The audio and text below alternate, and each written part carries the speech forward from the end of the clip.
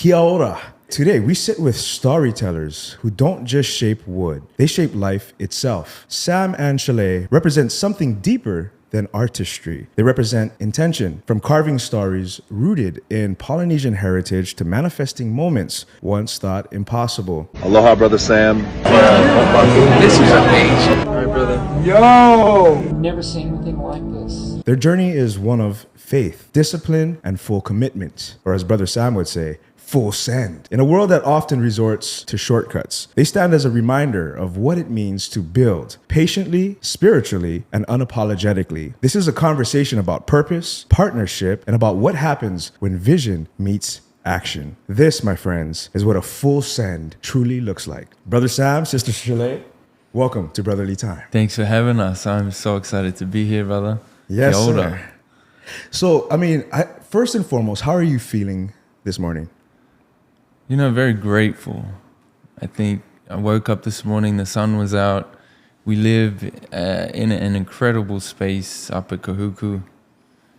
And I think it's just, the gratitude that I have for where I'm at, beautiful wife, the opportunity to create, opportunity to meet you guys, to talk story, and share my story and what we've been working on over the past few years. And I think just connect to people, I think just gratitude for those things.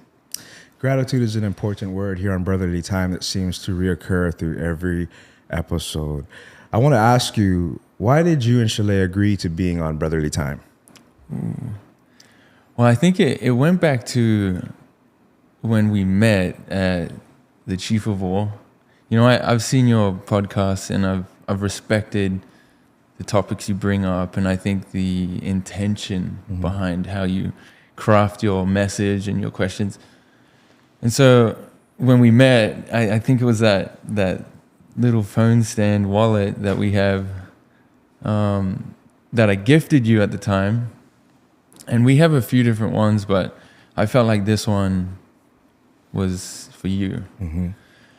And although I don't really know you, but I think it was just an offering, and from there, I didn't know what was going to come of it, but here we are. That's just part of the journey.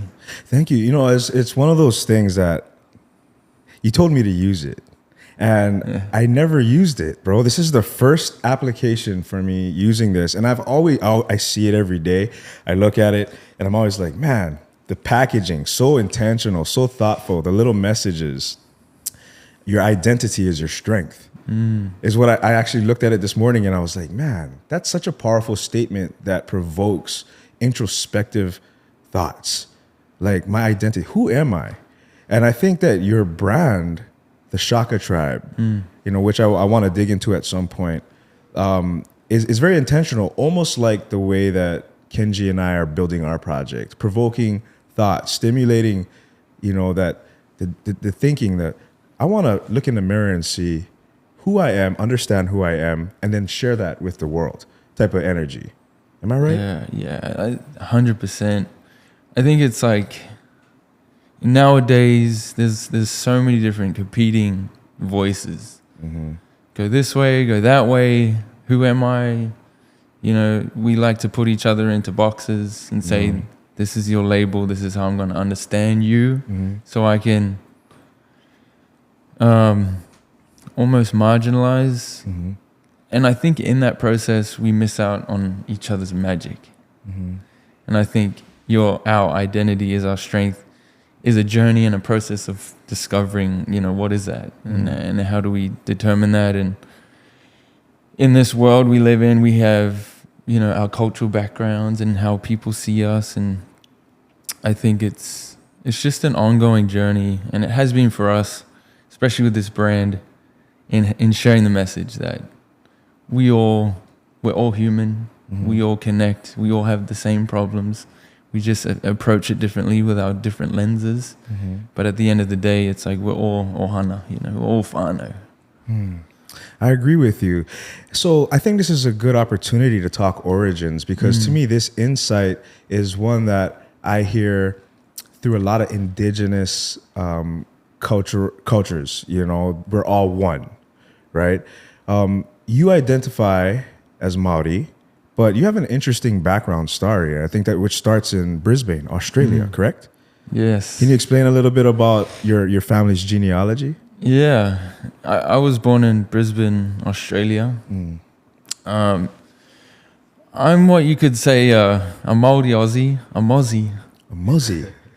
They say that. There's a lot of Mozzies. There's a lot of Māori Aussies in Australia. Okay. And so my father, he was actually born in Malaysia. Malaysia. In a town called Malacca. So my grandpa was in the New Zealand Army for 25 years. And so that's where he was born, but then they moved back to New Zealand. And then when he was in his teens, he moved over to Australia. And my mum, she was born in Tanzania, East Africa. And she's British and Welsh and, French, and has that sort of European ancestry, but 4 generations in East Africa. Okay. And so there was a point in their life where they had to move from Africa, from their home, and they had to decide where to go. And so they came to Australia. And that's where my parents met. Okay. And so I think for me, that's an important story for me because I can see, where my roots are, where they came from, that perspective. And then, my grandmother on my dad's mother, she's Fijian Scottish. Just mix it in there. And so she also moved over to New Zealand and then obviously moved over to Australia. And that's kind of where my family is living now. But we identify as Māori, but I think it's just, Pacific Island, the world, Europe. There's so many different parts of us that we celebrate. But I've really had a liking for my Māori roots. I've felt a real strong connection. And I think, that's been part of my interest, my fascination, my obsession over the years. But very creative. My dad's a performing artist. Mother's also an artist. She does botanical art. And with that, we have, my little brother, he's a rap artist. What? Drill rap. Drill. Brother, we're going to have to pull up a little video Aussie of him drill rapping. Yeah, you got to look it up. KM, and it's on YouTube. KAY-M. Yeah, YouTube. Wow. So do you rap at all? I told him everything he knows. Yes. Can't you hear my, what's the word? No, I'm just kidding. Is that your younger brother? It's my younger brother. We're 8 years apart. And my older brother, just to add more contrast to this, he does ballet. Ballet? Which is admirable, bro. It's insane. He's power insane. And he's incredible. Body control. Incredible, man. He started when he was like 6 years old. Eventually got into the Australian Ballet School and then moved into the company. And that's kind of like the NBA for dance. Okay. In the world. That's amazing. And so he's incredibly talented. We all have our different angles on life and how we approach things. But with that context, that's a long answer to that, background. That's really kind of given me a lot of inspiration behind my work. Yeah, because whether it's intentional or not, you do pull something from your mother's experiences, your father's experiences, the cultures that they encountered. It all trickles down through karma, through their beliefs. But, one of the things that was interesting about you is you're a Mormon. And I think there's a lot of mystery for those on the outside when it comes to the Book of Mormon. A lot of times we would relate it to experiences we've had with Mormons, maybe on a bike, coming in a white shirt with a tie. A lot of times you see them walking your way and then you'll kind of go lock your door and peek out. It's like, right? We're not home. Shut the curtains. Somewhat. I've had a lot of pretty good experiences talking to them because it's always a drawn curiosity for me because of the missions that you go on. And I know that you've experienced some of that traveling around the world, actually even to Korea at one point. Can you explain? And I know you don't speak for everyone who is Mormon, but I want to know your Mormon experience. The word Mormon, I would say, is a nickname given to members of the Church of Jesus Christ of Latter-day Saints. Mm-hmm. And so the key word is Jesus Christ. And I think a lot of people misunderstand, that we're not Christian or that we believe in Christ. And, I would definitely stress that he's the main reason for all of this, for the faith, for becoming a little bit better every day. And part of, I grew up in the church. My parents were converted. They weren't members when they were younger, but their parents were looking for something and they found principles of truth. And so they became converted. And as a member for the church, you have this opportunity as a young person to serve a mission. And so, I was actually at the time playing basketball full on. Like, I was obsessed. This was like my focus, one track minded focus. Like, get pro, or first step is go to college and then try and make my way to professional leagues. In amongst that, as a 18-year-old, I decided that I was going to serve a mission. And you don't know where you're going to go. So you just sign your papers, write, health records and all this stuff so that you're capable of going. And then eventually I get called to Korea. And I'm like, Korea? It's like, what the... So my dad also served the mission. He went to New Zealand, back to his roots. My cousins went to Samoa, a few other places in the Pacific, Fiji, and then I go to Korea. So that was a shock. And you also have to pay. Right? Yeah, it's a voluntary thing. It's, you pay a flat rate. And with that, the church subsidizes pretty much the rest. Oh, okay. And so back then I paid 10 grand. 10 grand. For a 2-year experience, which is insane. It's a lot of money. So the church sees, the value of helping younger people to experience serving, forgetting yourself, learning a new culture, language, but most importantly, just teaching the gospel of Jesus Christ. And when you said that the church would subsidize the rest of your 2-year mission, that means you don't pay for rent, like room and board, food, all that is provided in your mission as long as you're fulfilling your commitment. Correct. Yeah. It's pretty much like you have an allowance, in Korea. I can't remember. I think I had like 200 and maybe $300 every 3 weeks. Could be wrong, but with that food, that was food, we cooked food. People fed us, random strangers. Okay. Some crazy experiences, man. And I learned Korean while I was there. Well, can you say something in Korean to us? 안녕하세요, 여러분. Sam입니다. 한국에서 2년 동안 살았어요. My name is Sam. I lived in Korea for 2 years. 너무 좋았어요. 대한민국 너무 좋아해요. I said, I love Korea. It was an amazing experience. So what's the most memorable thing about your experience in Korea, having to learn the language so you could share the Book of Mormon? That seems difficult to me. Very difficult. And the Book of Mormon is just another testament of Jesus Christ. So it teaches of, how do you become more like him? And so we also believe in the Bible.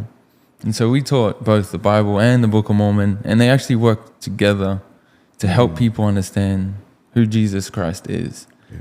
And with that, it's almost like another testament. It testifies. And so how you witness something, you got to have witnesses.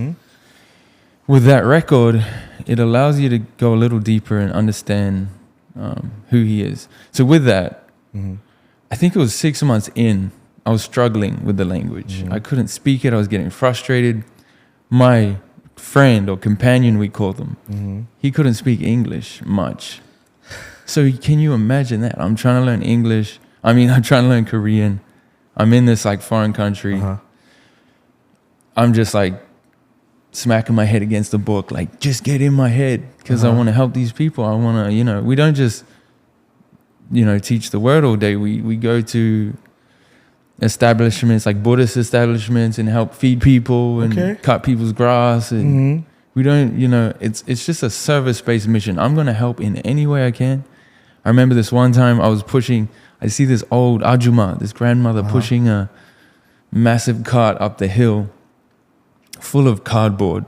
And I was like, oh shoot, we need to help. So we helped her push it all the way up. And for me, that was such a simple but like memorable experience.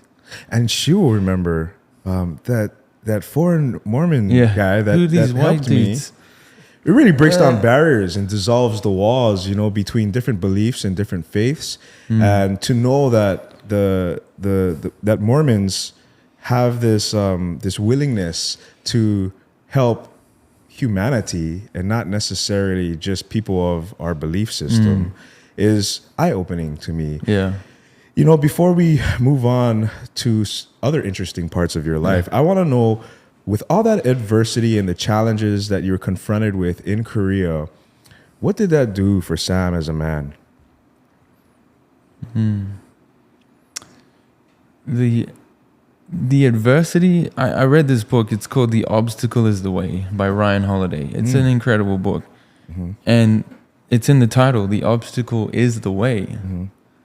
And understanding Korean was one of the hardest things I've ever done, let alone teaching it. And at 18, you don't know who the hell you are. And you're trying to find yourself. And in that, I grew closer to Jesus Christ, who he is, what he's done, that he's an actual person who lived on the earth. And then we're coming up to Easter, who died and then was resurrected to help us to be like him. That we too, after death, there is a purpose and there's something else. And so for me, understanding these like fundamental beliefs gave me a really solid foundation to find someone and meet someone and marry them, my beautiful wife Chalei, and to understand what is my purpose with my talents. How do I utilize these to help people?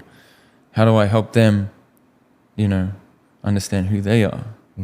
Because I've felt this big pull of understanding, what is my purpose? And so with that mission gave me confidence. I was very shy. I was so shy. I couldn't stand up in front of anyone, say anything. Painful. Just like really painfully shy. Okay. I went on the mission and I decided, I was like, screw it. I'm going to stand in front of people. I'm going to share, even though I get rejected and like ridiculed. I didn't understand half the things people were saying out in Korea to us. But I remember this one time, this lady was just going off, saying stuff to myself and my companion. And we were on the train and the doors opened and my companion said, I love you too. Have an amazing day. And then he told me what she said. And she was basically saying like, you guys, you're at a lost cause. Don't waste your time. And so, in that ridicule and in that rejection, I gained strength to overcome challenges and obstacles and rejection and personal attack and all of those type of things that you receive in your life to then have the confidence and the strength to keep going in my mission on earth. Wow. So that's a lot. At 18 years old. It's a lot. Because I think, a lot of us go through let's go to college is the next step and then finding a job. Some of us drop out of college and jump into the workforce. And we learn things in different ways on a different timeline. But it seems like there's a lot to be said about giving yourself to a mission at an early age like 18. I think that this is also a great transition into you understanding your purpose. And I think that with your solid spiritual foundation, I'm interested in how, first and foremost, everyone, I know you've probably been, this visual the aesthetic of this hook. I think most people can identify where it's from the movie Moana. So Maui's hook. This is more than just an art piece. This is something that was created by hand by Mr. Sam and with the support of his wife, Chalei. I really would like you to explain what's going on here between us. The hook, I carry this thing around like a handbag. That's a heavy handbag, bro. It's pretty heavy. It's like 20 something, maybe 30 pounds. This hook was commissioned by Disney for Moana 2. And so they reached out wanting promotional videos to show, people's angle on Moana. And so it was funny because before this happened, Chalei, she's like, she has great ideas. And she's like, either way, like, we need to make a hook. And it was funny, like a few weeks later, Disney emails. And I'm just like, I think, they're like, what would you do if you made something? I'm like, a hook. And so on this hook, you see Maui pulling down, harnessing the sun, Ra or La. And this vision or this sort of story is well known all throughout the Pacific. For Maui being a navigator, someone with courage, someone who heeded the cries of his mother, because the story was that his mother needed more time in the day to make tapa, kapa, cloth, more time to dry, more time to build. And so he got his brothers and waited for the sun to rise and lassoed it. And so this is a depiction of that. And the rope is harekeke or flax plant or coconut sennet. And then in this, you see a hidden Mickey. Mickey? Hidden Mickey Mouse. Yeah. So I didn't know. So Disney's like, oh, amazing hook, but did you add a hidden Mickey? And I'm like, a hidden Mickey? And it's a whole thing. Do you know what I'm talking about? Well, Disney is known for hiding things or Hiding having, things.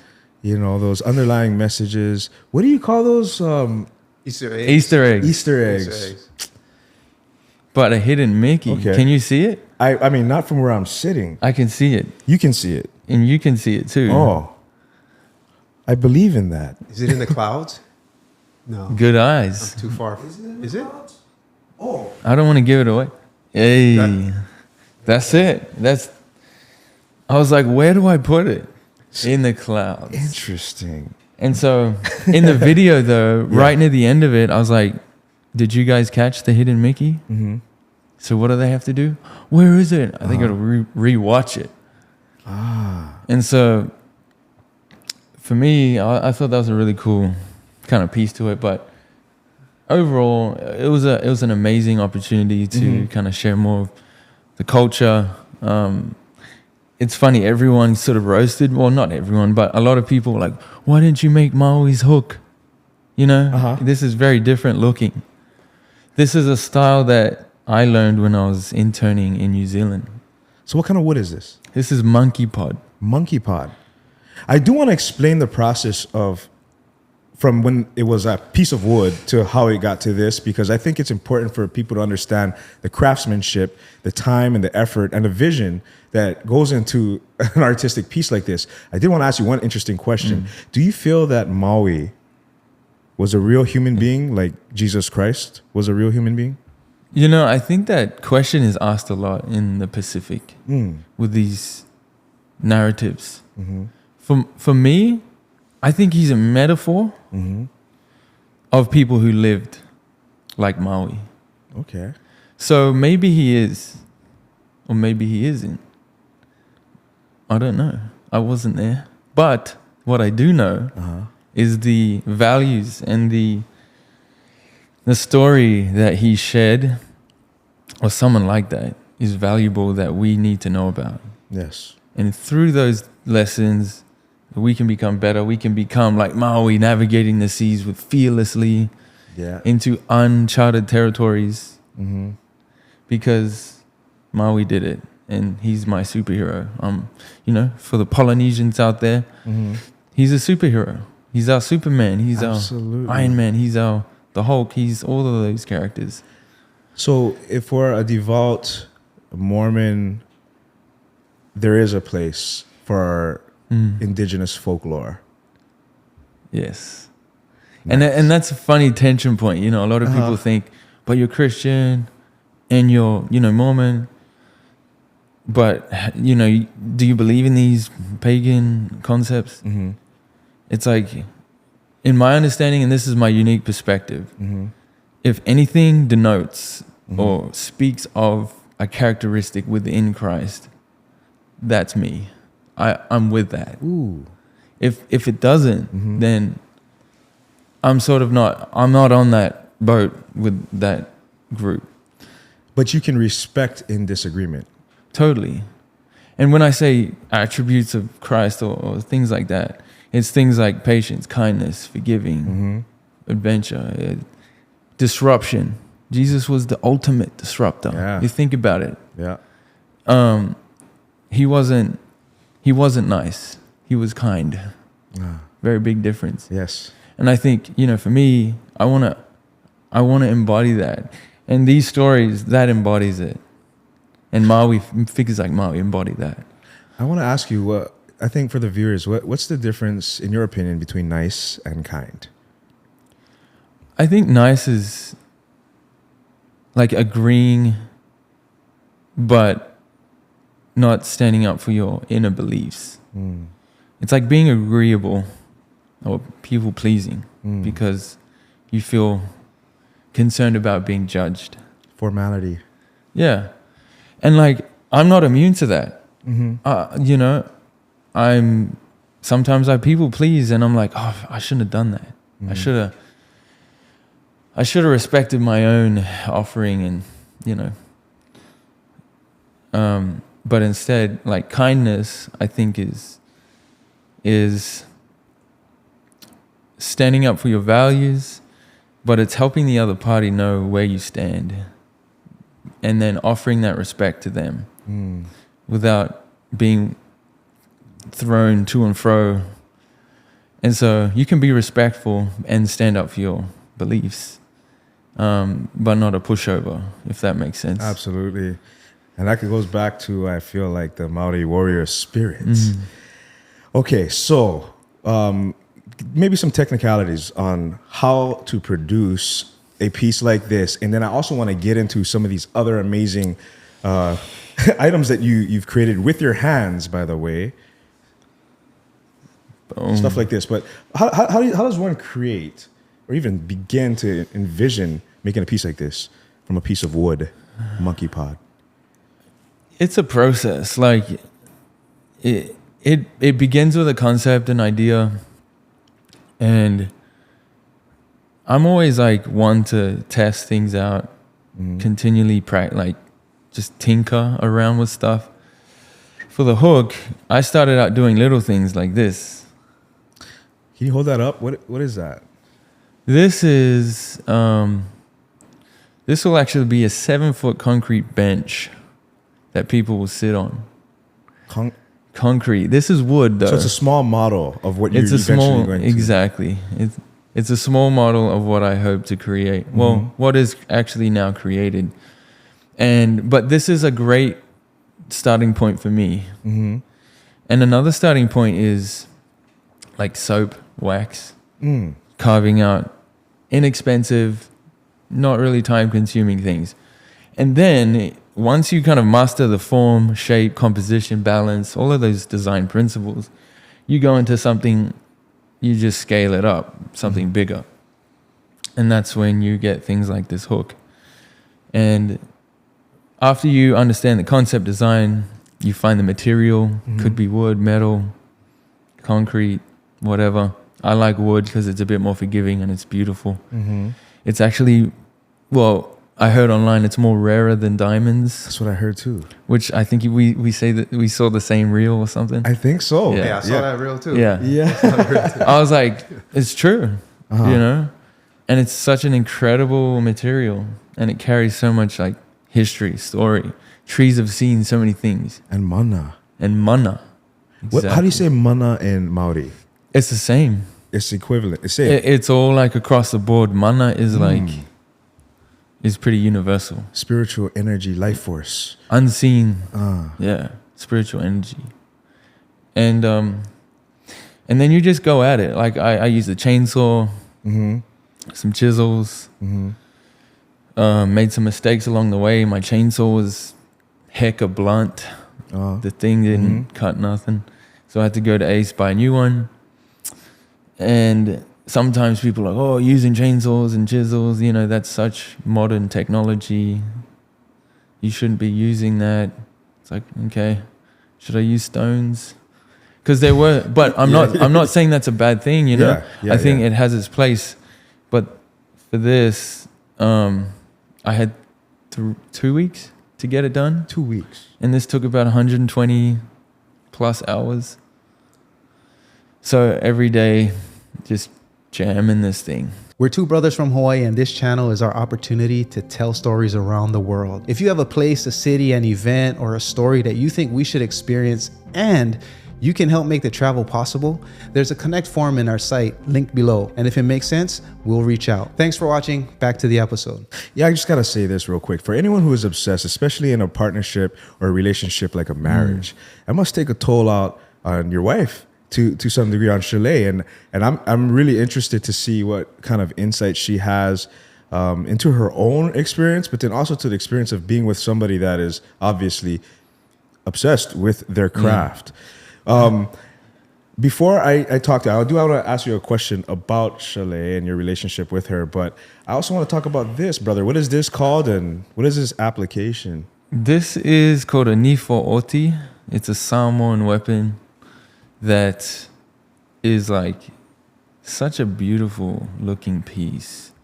Like this is inspired from a design that I found in Te Papa Museum, which is a museum in Aotearoa in New Zealand that I referenced it from.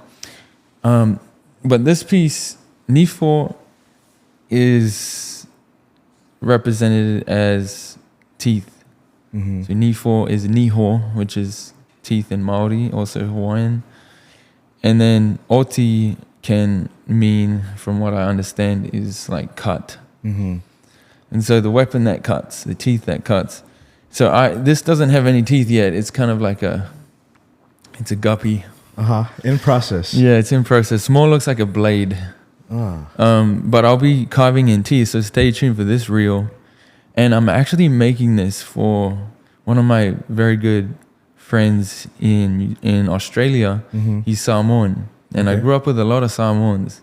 Like I knew the slap dance before the haka. Which is interesting. That slap dance. It's amazing. You know, the energy, it's very different to Māori, you know, in how we approach song and dance, but incredible. But this is for a family member that they commissioned me to make. And so I made it. And I'm making it. And I'm actually starting a website called warclubs.com.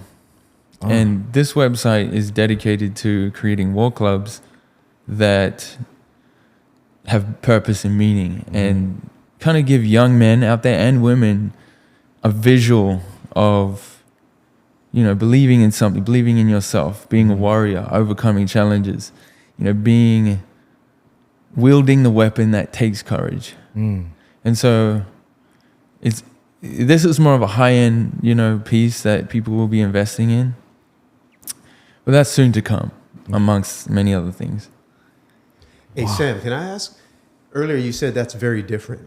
We're talking about the big hook you made for Disney. What about the design is different, or what did you sort of change for this specific piece? For the hook, what's different is like in a traditional hook, you see a lot of shapes that come to a point. You see where the sun is and it kind of drops down. A lot of hooks just have that one barb coming up. This one is extending it a little further. And this design is inspired by mato or mako in Hawaiian that were used anciently. And so they had very limited tools. They had stones, different implements to carve holes into shapes. And with that created the ratio that you see here is applied from ancient techniques. So for a good hook to be a good hook and actually work, you need to have thickness at the bottom in order for it not to snap. And so that ratio is key, and it's like a third. It's like it's all in thirds. And so when you have a thicker base like this, the hook has more strength in order to catch the fish. So it's like good design is good function is good design. That's a quote. Bars. That's a quote, bro. It's crazy, doing this project is, as we sit with so many people with such rich understanding. It's like we're doing art in a different way, using communication and experience to tell stories. Hey, we out here too. We got our own hooks. We use the term hook in social media, right? Yeah.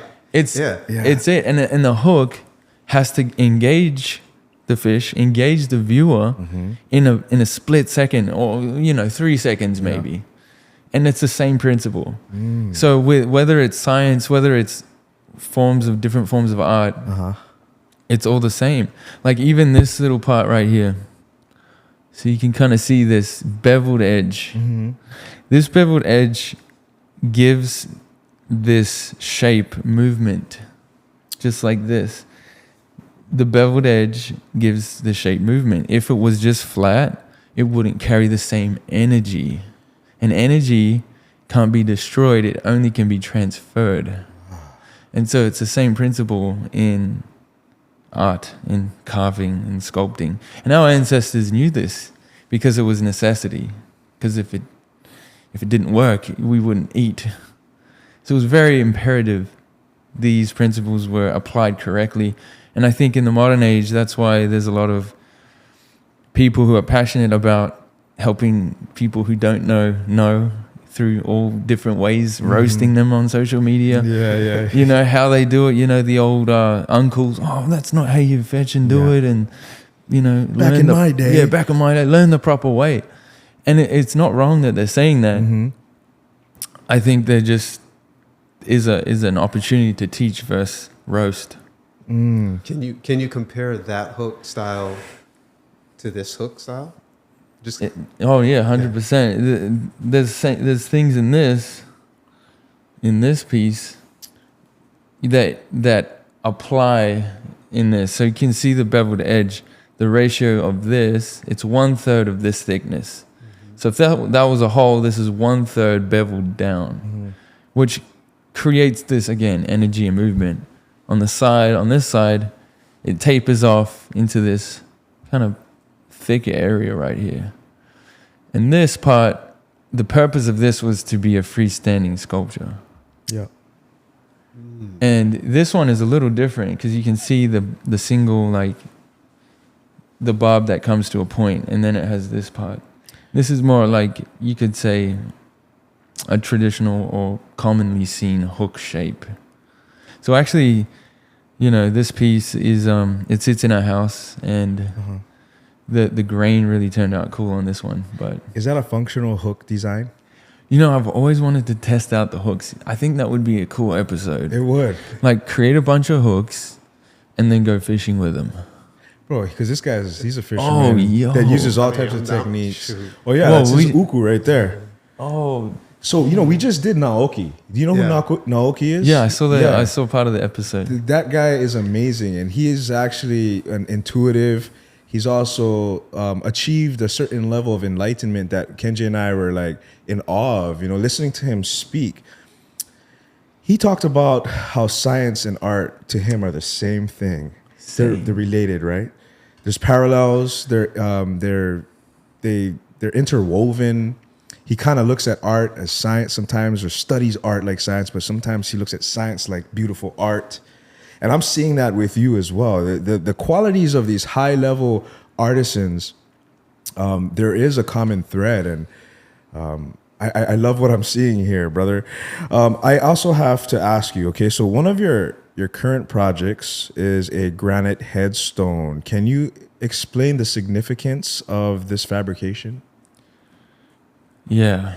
this is a pretty weighty subject. And the family, I've always wanted to carve out of stone because it's a material that lasts forever. Wood lasts a long time, but something about granite that is almost like eternal, like everlasting. You can leave it outside, it'll stay there and it's not going to deteriorate. But this one family reached out and on email and they said, hey, are you open to carving a headstone? And I was like, I'll be honest, I haven't carved a headstone before, but I'd absolutely love to. But before I agree to this, you know, I really want to know, you know, who's it for? What's the purpose? And they told me the story behind the piece on who I was carving it for. And I found out that it was the father's son.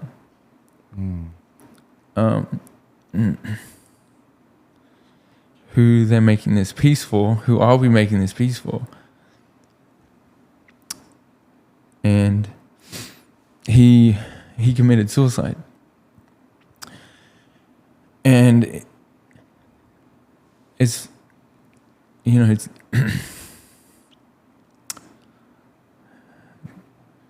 that feels, you know, that's a lot of weight to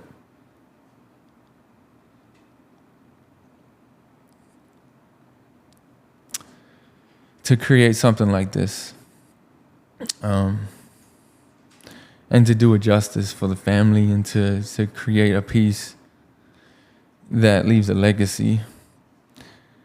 And so I agreed. Usually I say yes to things I don't know how to do and then figure out how to do it. But as I'm carving this piece, it's so different to wood. It just takes forever. Like I'm using diamond bit tools. I'm using all of these things that are just, it just takes so long, like 1 week, and it's just like 15 hours of grinding on the stone gets you very not far in the process. I don't know how to explain it. We're very close to finishing the piece. And this, I have to say, his name's Lachlan.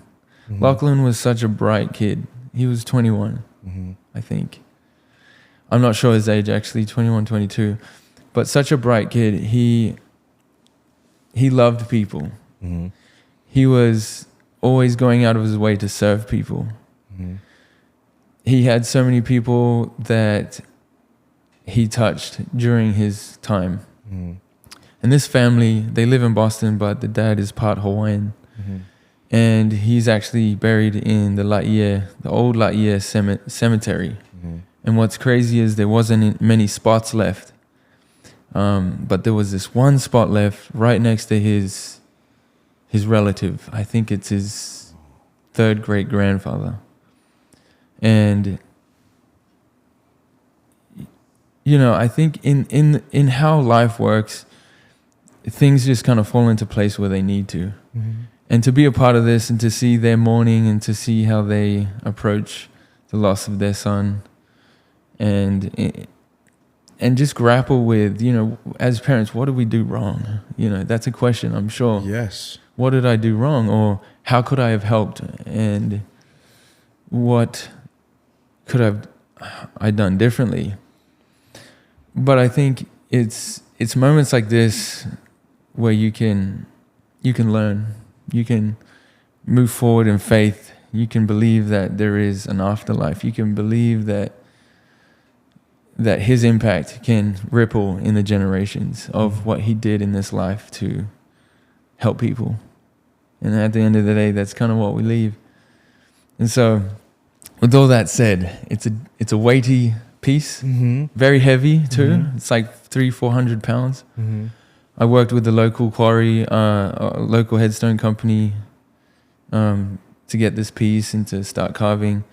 I'll be releasing different videos as I get closer to the final finished piece. But on it, it has a similar feel to this shape, where you have the top part is the comforting figure. It could be Christ, it could be your parent, it could be your mother, sister, brother. And then the bottom side is being embraced. And I like to call it the embrace. And it's us, it's you, it's me. It's us being comforted. And I think, you know, that experience in life is really what we're all like needing and wanting, is to be comforted. And so, you know, that's kind of the journey behind that. And every piece has some sort of, you know, weight and history to it. Wow. Thank you so much for sharing that.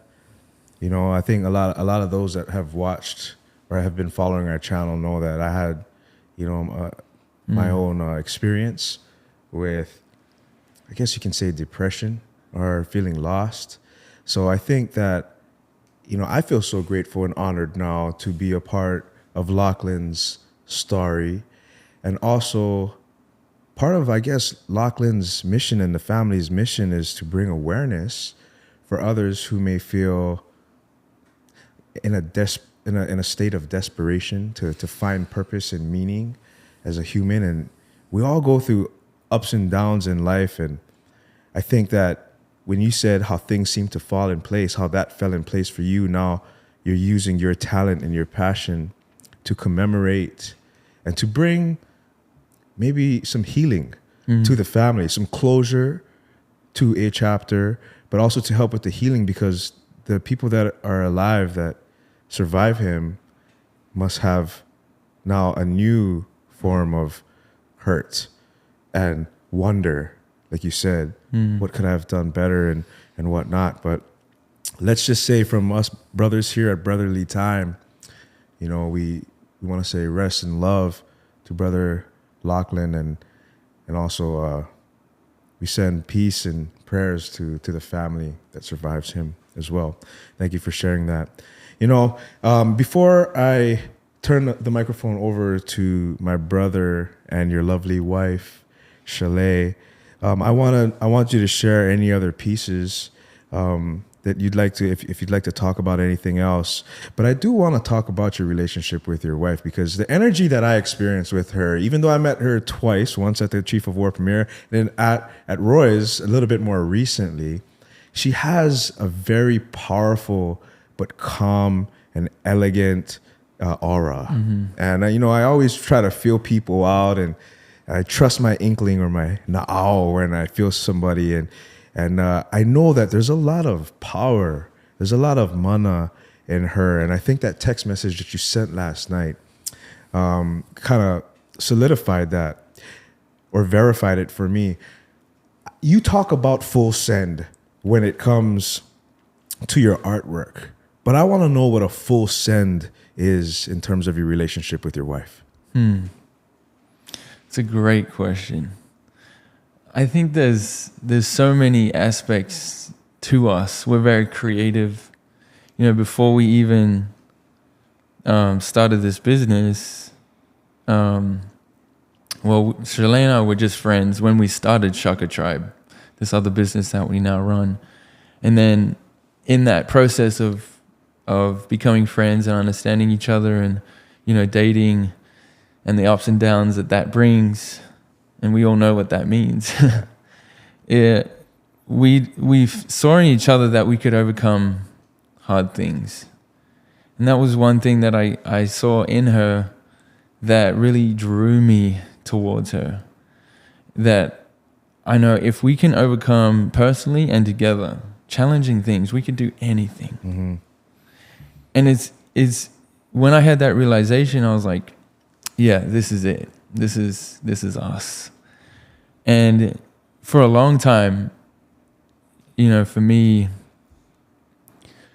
it was I took time, you know, to understand, you know, is this the right direction? Should we get married? You know, marriage is a crazy concept. Like, I can't believe I'm saying that. I know a lot of guys out there have that similar thoughts. You know, marriage is such a huge commitment. Can I provide? Am I good enough? And so it took me time, but after seeing her, relentless patience and like understanding and ability to overcome trials and challenges, I'm like, this is it. This is where I get to choose to full send and not look back. And so with that, we've been able to start a business that has doubled year after year. We've been able to now live on agriculture land, fully off-grid, camping style in the beginning, all the things that come with that, to being on a podcast together, to traveling to California, to Paris, to places around the world, to working with Dwayne "The Rock" Johnson together, with Disney, with Post Malone, with Jelly Stan Roll, Walker, and we're doing this together. Stan Walker, like all of these things only comes when you full send, and you don't hold back. You don't have any reserve. When you have reserve, you limit your abilities to see the path in front of you, and you don't see it fully. You only see enough to take a step. But if you don't full send, you're not going to take that step to then realize what's inside of each of us. Wow. So, in short, an incredible woman. I'm incredibly blessed. I have so many shortcomings. It's unbelievable. Like, I'm constantly just like, if I can just be half the person that she is, it'd be great. You know, why don't you address her right now and express your gratitude? Ooh. You're going to get us. Why not?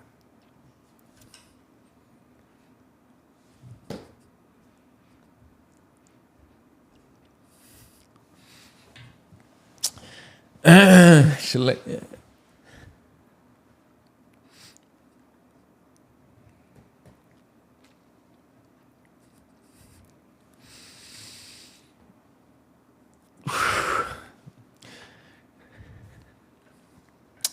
What a good question, bro.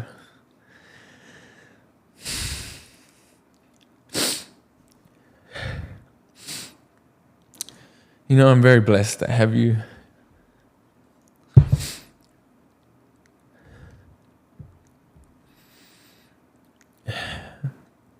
I'm very blessed to have you, Chalei.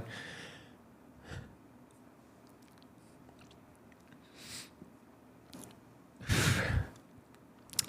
gonna have to take a second here. It's difficult to put into words.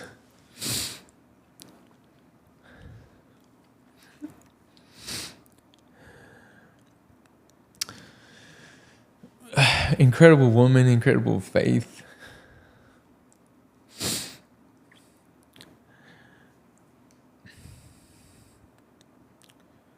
I think there's many times where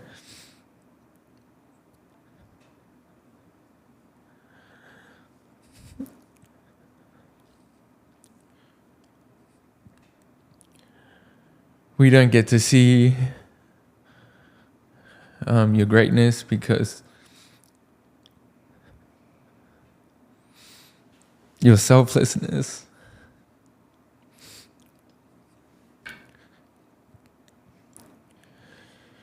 And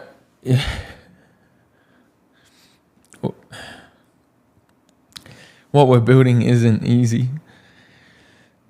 And people can misunderstand us, and family members can misunderstand us. But that's something that I've seen. You have incredible strength to overcome and to push through the challenges and the things that, because I know you haven't had a super easy upbringing, very blessed, but there's been some challenges that you've faced that have shaped you to who you are, to the mana wahine,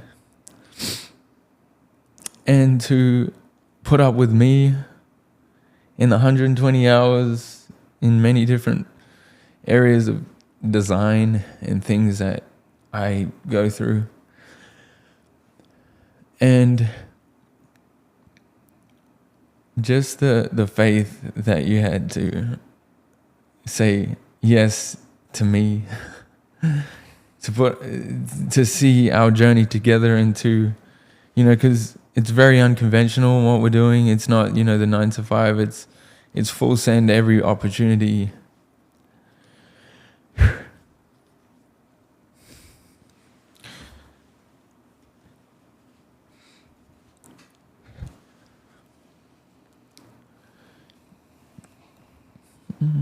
And I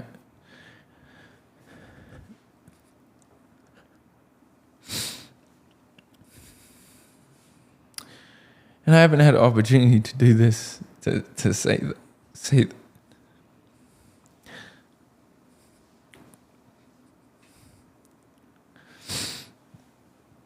and I'm not perfect, so even after this, there's going to be something that I'll do that you'll be upset about, or that I'll be upset about, myself.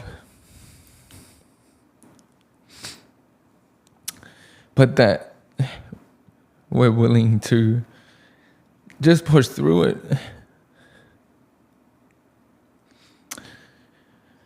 And, there's so much more to say, but I'm going to leave it at that. And thank you. I love you. And I don't say that enough. I don't think we all don't say that enough. But thank you for that opportunity to express that to Chalei, to my Chalei. And now she got to get on camera. Oh man, that was beautiful, Brother Sam and Sister Chalei. We're glad to be a part of that expression, the pureness. Expression that on the spot, I wasn't expecting that, right? That's not a question on my list, but that's where it felt like it needed to go. So, brother, thank you. Is there anything else before we give? Let's give her some time to compose herself real quick. But is there anything else? Some last things. I don't know that necklace. What are you wearing on your neck, real quick? Because I think that's important for the people to see. I've always wondered what these stones were, the emerald stones and stuff like that. You draw power from them, or what do they represent? I draw power from everything, man. Everything has a story. The necklace that I'm wearing is a taonga. It's a treasure. I created this piece with the help of my mentor, Rangi Kipa, in New Zealand. He's an incredible Māori artist that I had the privilege to spend, about 7 months with. And we worked on an airport together in New Zealand that won many different awards. It's an incredible space. And I was able to see firsthand how to learn from a master and what it looks like. And so this piece is very telling to his style of design. And that's something that I've taken in. So it was during those cold wintry months, I was sitting in that shed learning how to sculpt and shape this stuff out, where I really understood the balance and the story, the shapes. And it's now around my neck, and it reminds me of that time that was very challenging, but also very beneficial for my growth. Wow. Last thing for me, is it true that you have to be gifted those, or can you buy them and purchase them for yourselves? I think it depends on the family. It's an understood rule that being gifted the piece carries the intention and the right offering. If, I'm not against people buying pieces for themselves and wearing it or making it, because I wear my stuff that I've made. But I think it's that intention, that gift giving that was so prominent in Polynesia, in the islands, that was their offering. Like, I have nothing, but I made this, and this is for you. And so that exchange of history in that piece translates over in that way. So that's why I think, for me personally, there's a lot of other things to it, why it's so important.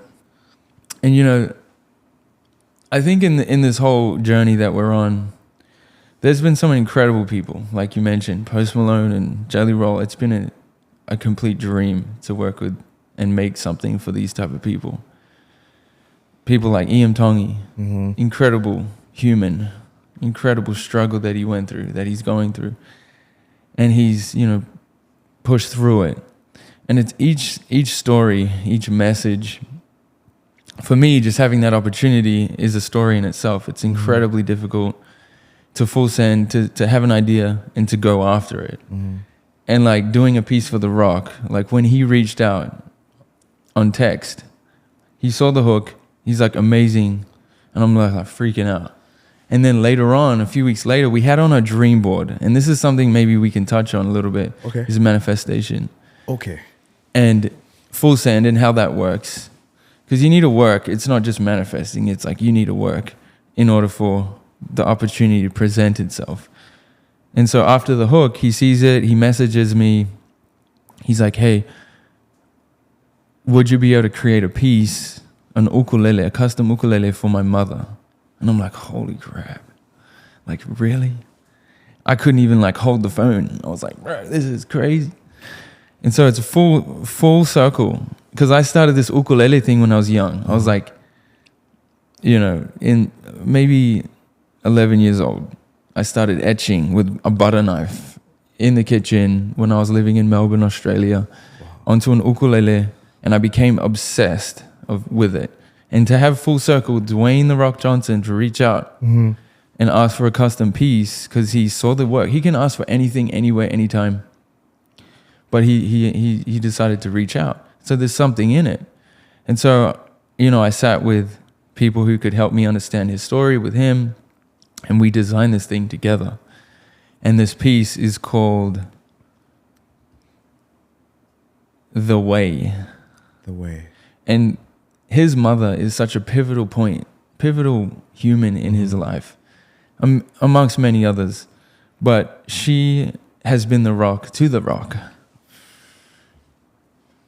And it's like, and she still is. She's such an incredible person. Auntie Ata, Samoan treasure.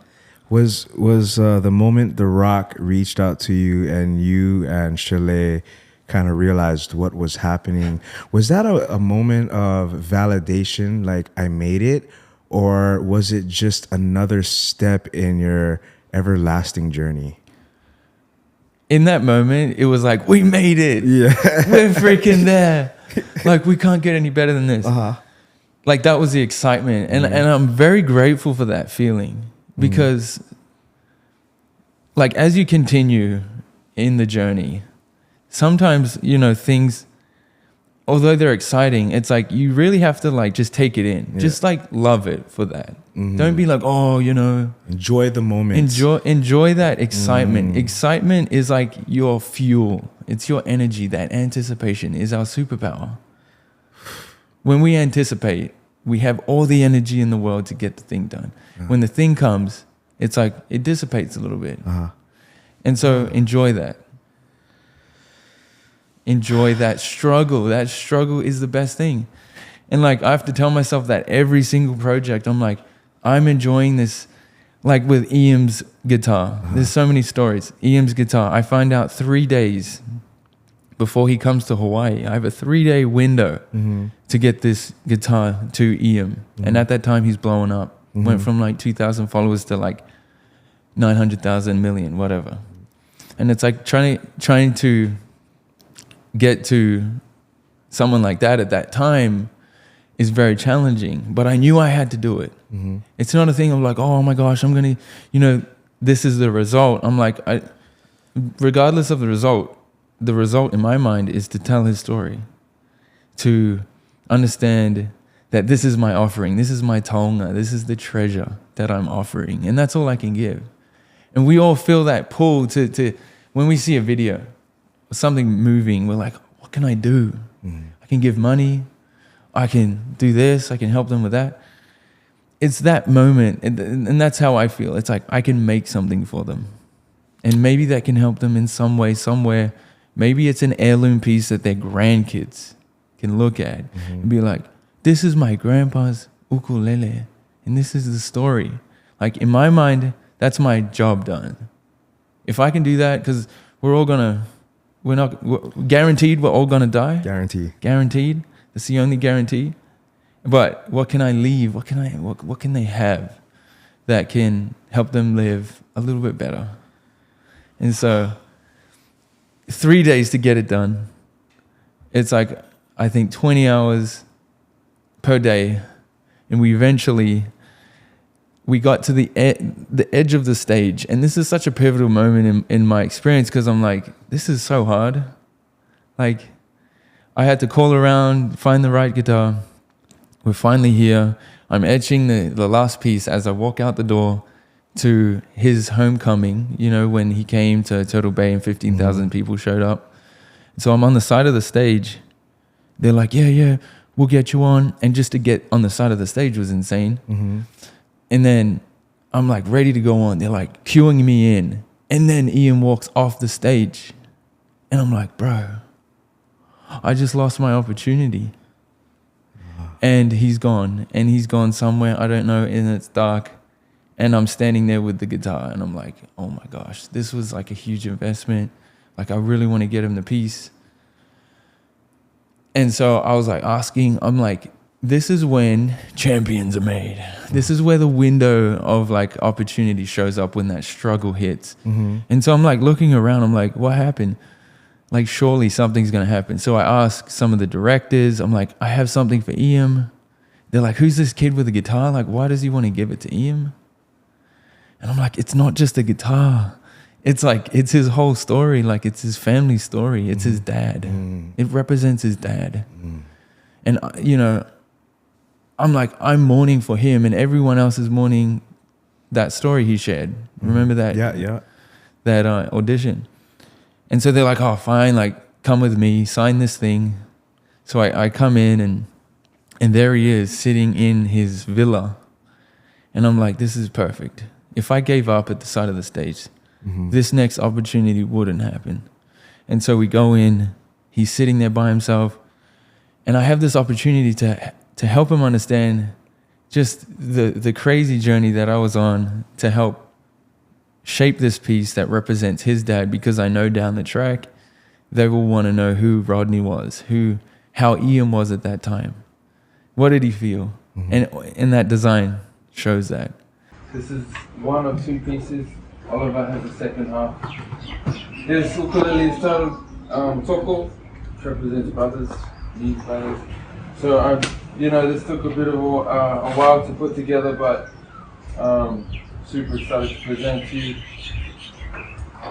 There it is, man. Guys, yeah.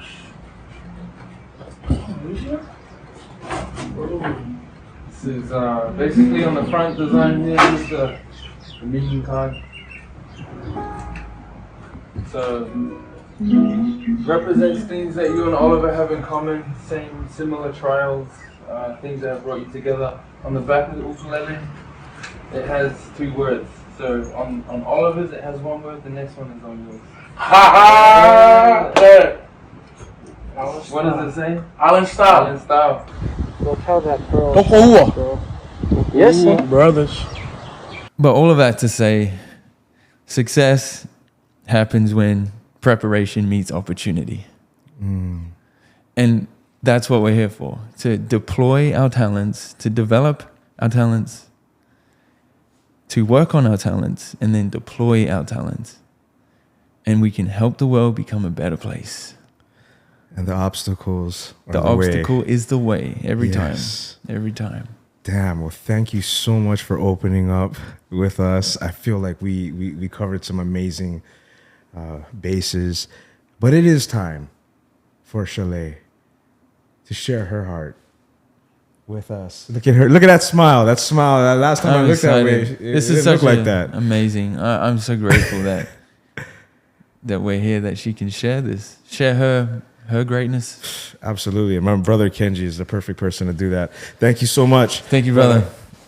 Oh man. This channel exists because we protect creative freedom. That also means we grow slower on purpose. If you're someone who thinks long-term and wants to help fuel what we're building without hijacking it, fill out the connect form on our website listed below. We check every submission, and if it makes sense, we'll reach out. Thanks for watching. Back to the episode. All right, let's start the second segment, and let's just address something real quick that we just learned. Not only was that BrotherLee Time's first vol renewal, basically, If that's what it felt like, thanks, Ty. Like, you know what I mean? Yeah, that's what it felt like. I was getting that I shot was of you. emotional. I had to change my shirt. I had tears on my shirt, so I had to change. Did you see? I whipped my phone out. I'm like, I gotta get this reaction Yeah, shot. I was trying not to look. I was like, oh, don't look at me. But Talk about mana. I mean, we felt it there. Not only explain what today is. What significance is it today? Go ahead. it is our 4-year anniversary. We've been married 4 years, and it's just crazy what we've done in the past 4 years and before that, dating. And it's like Sam, I'm filled with gratitude for our relationship and just everything that I've learned about Sam and myself especially. And yeah, it's just crazy, 4 years. And that, to hear Sam say that too, like he tells a lot of stories, but we don't often talk about ourselves. And so that was really special. So thank you. Hey, Sam, I caught secondhand tears from that, bro. I think you did too, Ty. I saw you. I was like, bruh. So I've done a lot of weddings, hundreds, Japan, Hawaii. And for me, the moment, after a while, after a year or 6, 7-ish, it can get kind of autopilot for me as a video guy. But I would always pay attention to the vowels, especially if they're like handwritten, but original vowels, right? Not just repeat after the priest, Kahu, whoever. And so that was a moment that always stood out to me as like a seasoned videographer. I just wanted to hear the vowels. And that's why I caught vowels feelings. Even though Sam was on the spot, he didn't prepare it, the reaction that you had, that's, for me, an 8-hour, 10-hour wedding shooting day, like 5 locations, whatever, that moment would stick out, and that I caught some vibes from that. So thank you guys. Thanks, Ty, for asking that. Thank you.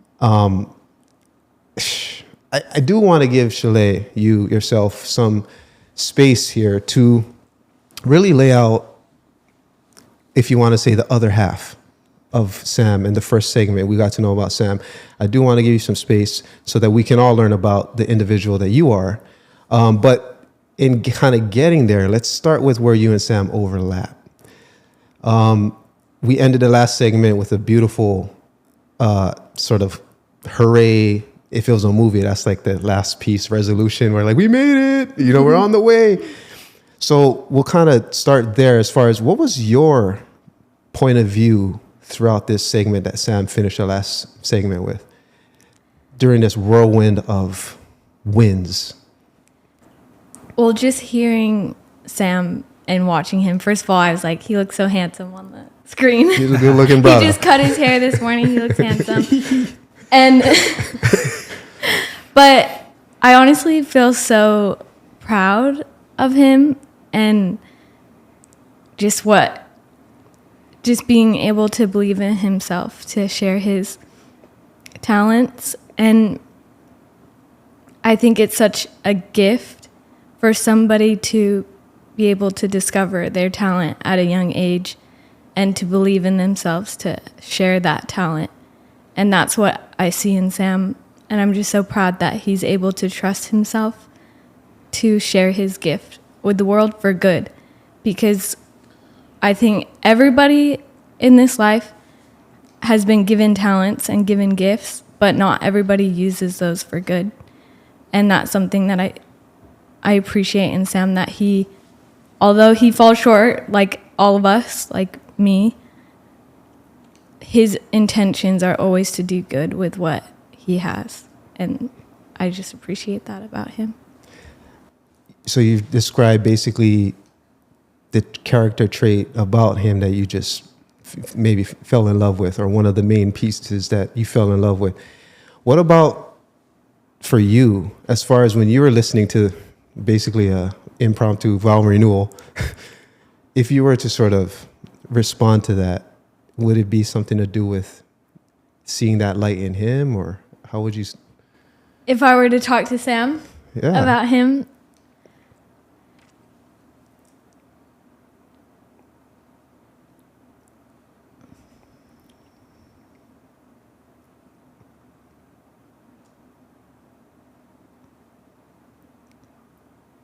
I think it's hard also for me to articulate my feelings and my love for Sam. But I just want to say that I love you so much, and it's so amazing that we get to discover new parts of ourselves through what we see about each other. Like things that you see about me, I don't see in myself, and things that I appreciate about you, I think is what you don't realize in yourself and your amazing qualities. And I hope hearing that, I want to hear that more, and I want you to hear this more from me and show that appreciation for each other and our love for each other more often. I think that's a really good reminder for us to think about that and articulate it to each other more often. I love full send and ending on that full send as far as how you do it in a relationship. You know, we call this podcast BrotherLee Time. It's a play on words. Our last name is Lee. We're brothers. And we're in year 3, the beginning of year 3 now. But in that time, it's still a relationship. Kind of like this is year 4 of marriage for you. This is year 3 of a creative project between brothers.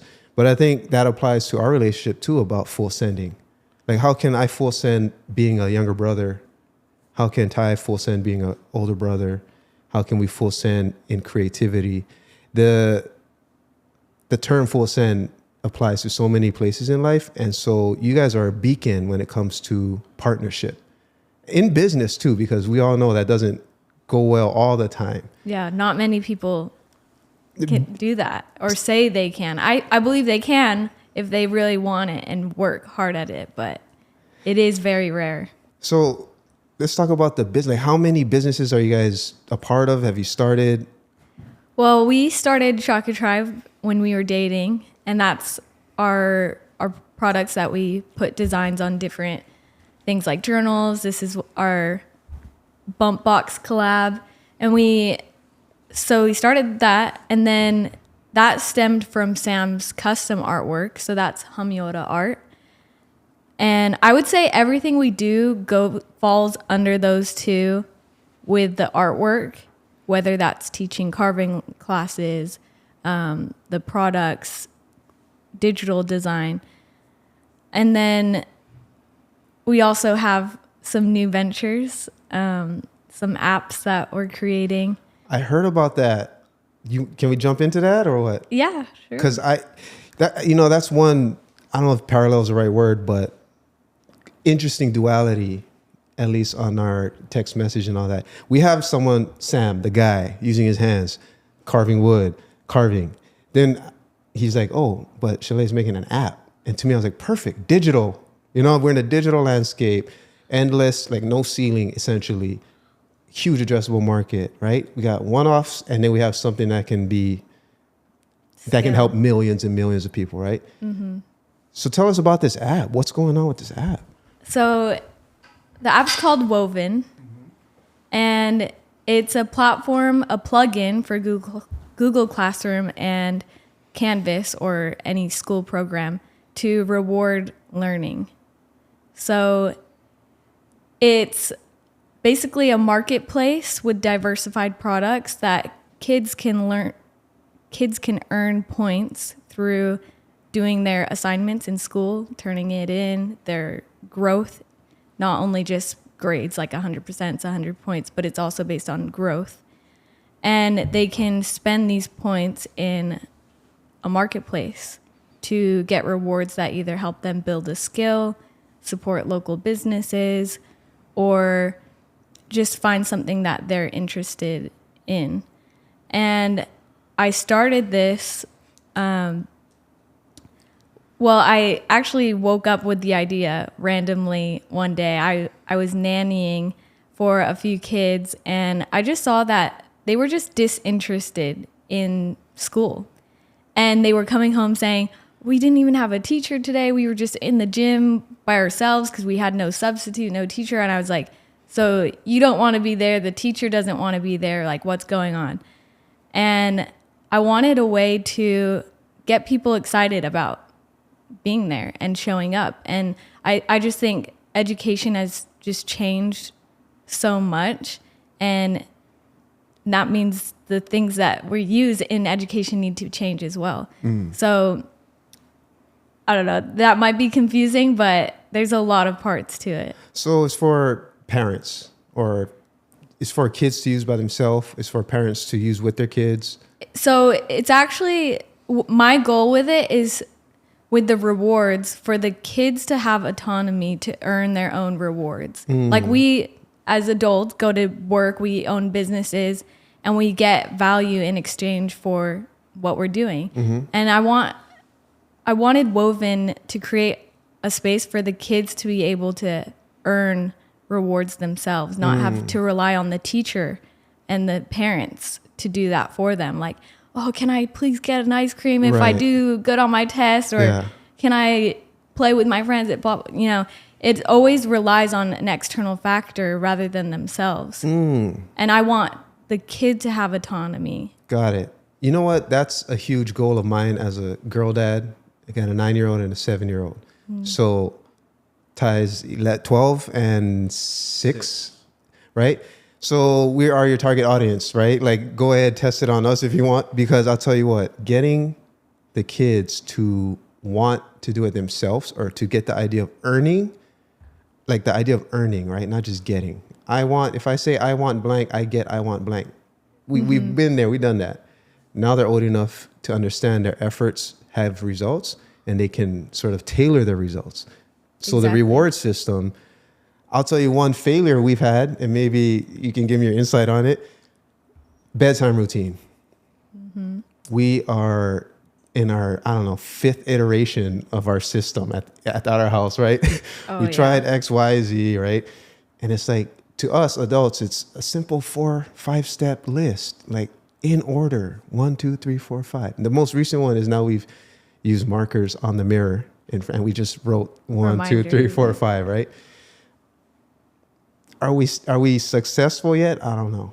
But one thing that they really liked was using the iPad. There's this Pokemon brush your teeth thing. It uses the camera, and they like brush your teeth for the right amount of time. And there's like Pokemon that like jump around and stuff. So like, we're like, they respond to the tech part. Yeah. And so I'm like, do I want to lean into the tech screen thing in our daily not chores, but this responsibility, autonomy building process? I think there's something there. I mean, yeah, I mean, we don't have kids yet, but we will soon-ish. But what I think is important is, like you found, they're interested in that certain thing. Is like,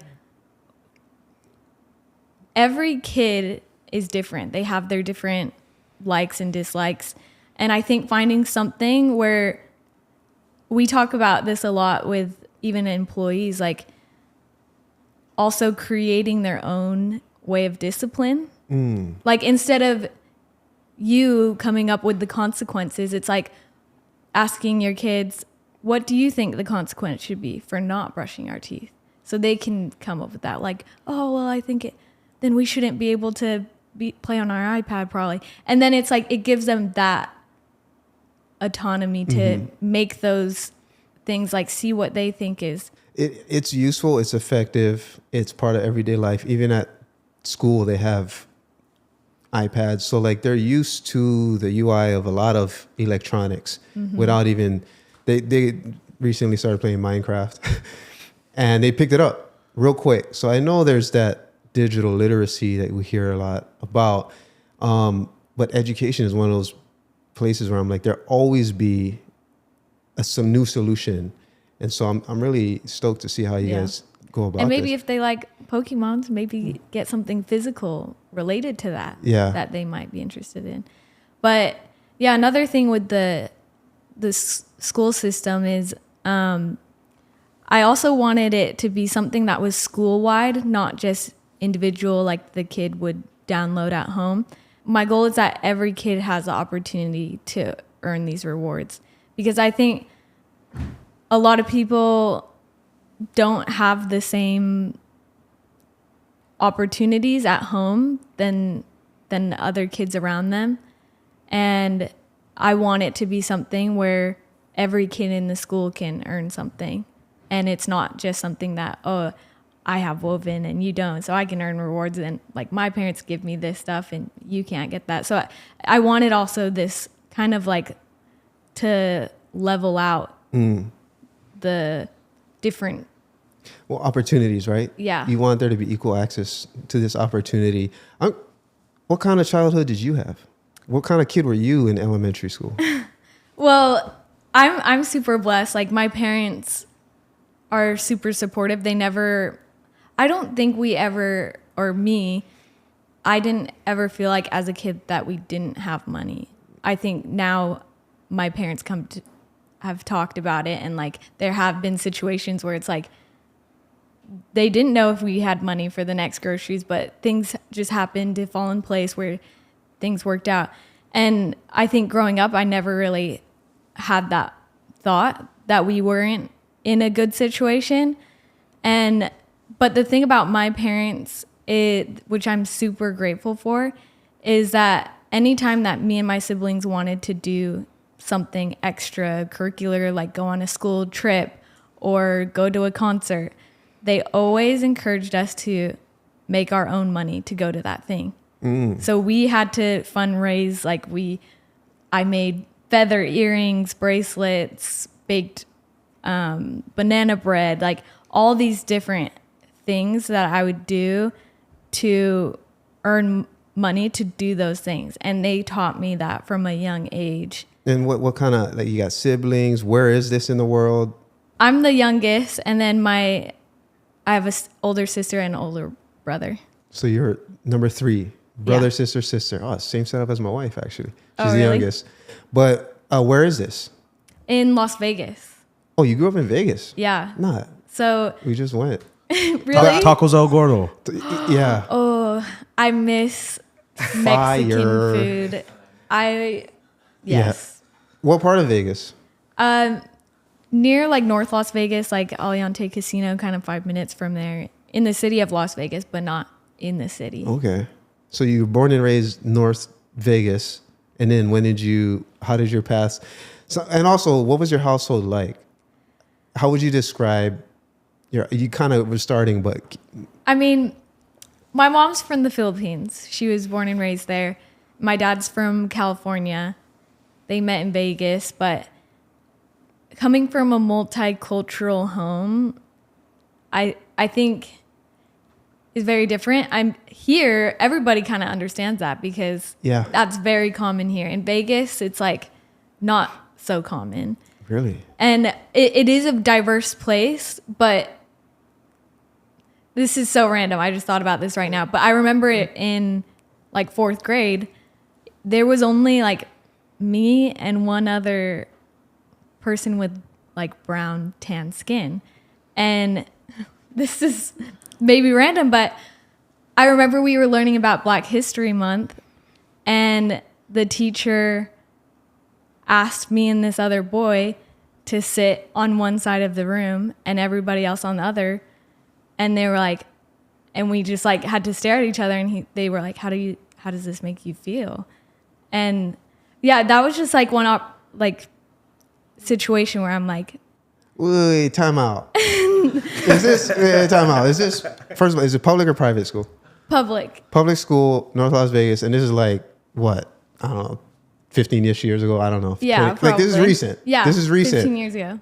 And this teacher is like, let me take the brown kids, put them on this side of the classroom, and the non-brown kids, and we're just gonna stare at each other. What? Yeah, it was, now looking back on it, it was interesting. And I only think of this because you asked like, oh, is it surprising being in a multicultural home? But I think it was just not. What's Yeah. this teacher's name? Oh, I don't want to put her out there. Oh, her. She. Yeah. Come on, miss. Like, wait. What? How did it end then? What was the lesson? I remember feeling like really different, or like just like, what just happened? But also like, I kind of just brushed past that, but it is something that I remember. But I also have good memory, so. That sounds like some bullshit. I mean, like, come on. Like, why are you gonna single out some kids? If you were here in Hawaii, me and my brother both went to the public education school system here, West Oahu. First of all, there's a lot of Japanese teachers, Asian women, well, at least in our generation, have basically raised the West Side for my generation. And there's a lot of implications there we can unpack. But that kind of stuff where you single out some kids, to me, sounds a bit like bullying. Well, I remember now the reason for it is because she said back in the 50s or whatever, they would be in the back of the bus. Oh, like, that's kind of what Rosa Parks you. Yeah, okay, that wait. was what we were learning about. But at the expense of these two brown young kids who now have to live with that. Like everybody else in the class would be like, oh, remember Black History Month with Chalei and whoever had like Dominic. Me and Dominic. I was doing a stereotype, but so Chalei and Dominic singled out. I mean, now as you are building this educational app, right, and you're looking at parenthood, what would you say to the teacher? Well, I think skin color or not, whatever your opportunities in life, where your family is financially, I just want an equalizer. And I think that is entrepreneurship. I think that's creativity. I think that's autonomy and teaching that to kids. And I think that's what we should focus on in school, is for kids to learn those values, that's self-reliance. And that's just, I have nothing bad to say to the teacher. Honestly, like when people make decisions like that, I honestly don't see them in a bad light. I just see it as a situation that happened, and like, what do you learn from it? You know? Hey, that's showing a lot of maturity and understanding. Also, that's kind of linking to the first segment, because the obstacle is the way. You know, like having pressure is what makes diamonds. I'm sure like there's a saying about that, but pressure, stress, obstacles do build. Pressure is a privilege. Pressure is a privilege. Bars. Pressure is a privilege. The obstacle is a way. Anxiety is fuel. Was that it? Anxiety is fuel?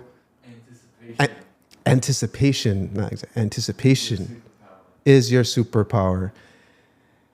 Okay, but in some ways, you're like, I couldn't just let that pass without unpacking that moment. But there's no hard feelings about that. We have the Chalei in front of us that we have today, who is an entrepreneur. I do kind of want to ask on that entrepreneur tip, because you're so young. Like, how old are you guys? I'm almost 25. See, mid-20s, already, you know, multiple business ventures. And a lot of people will see a 25-year-old walk into the room and just, I think it's changing now, right? Because we see so many examples of people like yourself, young, mid-20s, exit. People have already made exits or more money than their parents. That's a little bit more common. We see it a lot on social media. So we see someone like yourself who's saying, I've already got this business going, Shaka Tribe, I'm building this app, Woven. What kind of, to you, right, did you have examples that you followed that got you to where you're at? Or is it something you feel is a little bit more self-discovery, self-built? I would say my parents are definitely an inspiration. My parents always had a 9-to-5 job, but they always did something extra to make more money. My dad was a DJ Cranium. Shout out. My last name's Crane, so DJ Cranium. And then my mom did photography. And I saw them working very, very hard all the time. And again, like telling me and my siblings, like, you want it, go earn it. And I think that for sure was my intro into entrepreneurship. But looking at my siblings, they're not entrepreneurial, but somehow it stuck with me. And I think even younger me, I was always making myself business cards. Like I wanted to be a hairstylist. I made little cards passing it out, telling people I was a hairstylist, and starting my own jewelry brand. Like all these different things I did at a young age, like probably making finger puppets literally in 2nd grade and selling them at school. So I think it's just kind of in me, but also the influence of my parents supporting me in that, like letting me get messy, but also telling me to clean it up or else it'll go in the trash, you know? So you're a do-it-yourself, earn-it-yourself type of person. Yeah, for sure. Is that what led to this sort of off-the-grid living as well? Honestly, moving off grid was such a random thing. It wasn't something that we were thinking like, oh, we should maybe move off grid. It just fell into place. We were trying to go to another property, and we thought everything was lining up with this other place. It had the space we needed, no neighbors around, which is pretty rare. And we were able to do our business there, etc. And a year after waiting to sign a contract for this, we were like, why is it not working out? And then this place that we're now at, the off-grid place, came up, and we just decided to full send and move off grid. We were basically camping for the first whole month. We had no flushing toilet, going to the bathroom in a bucket, and no shower for a week. And we honestly probably could have kept going like that if we weren't who we were and full sent on learning how to put up solar, make a rainwater system so you have water, like all of these things. We just figured it out, and it just happened. What I really liked about your walkthrough video on your YouTube channel, where you're walking through, hey, look at us, how we did this off-grid house. What's the title of it, so I don't get it wrong? Well, it's on Hamiota Art on YouTube, but yeah, it was like tour of our off-grid house. Yeah, and I was like, oh, look at this. Like, let's check it out. And in that, you did have the pieces that you just mentioned about. To me, it was like, wow, these guys are resilient and stylish. Let's not gloss over the fact. I mean, we're artists. Right? Like, you think off-grid, you're thinking, bro, leaks in the roof, dukes in the bucket, all of that, right? Yes. No. Oh, I had to get the nicest looking compost toilet for an affordable price. That's also my thing. It's like growing up Filipino, I grew up thrift shopping, all these things. So I want it to look nice, but I don't want the most expensive things. So it's like trying to make the least amount of spending the least, but making it. No, like I was surprised good when you pointed out the dresser was from Walmart. I was like, wait, she's not above Walmart. But everything looks so intentional and well put together. Even the pulls on the two different cabinets thing. I was like, oh, attention to, of course, creative designer. So there's that in you too. Yeah, I love design. I love interior design. I think that was like a huge blessing for us moving off grid. Is honestly, it's given me the ability to use more of my talents that I wasn't utilizing before. And I think I was kind of forced into it, but I've always been interested in design, in interior design, designing spaces, the flow of things, how it looks. But, I've never been able to actually put a space together like that. Like in a rental, you can't even hang things on the wall.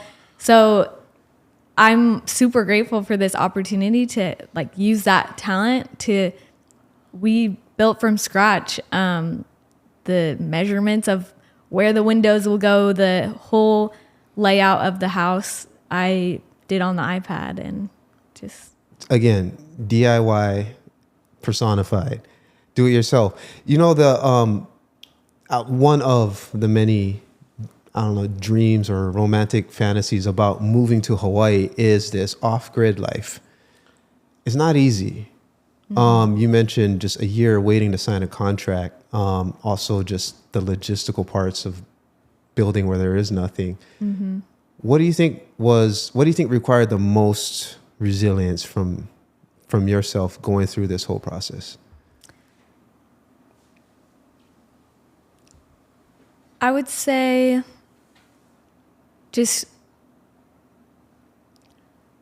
I think looking back, I see all the setbacks for not getting that other place that we thought we were going to.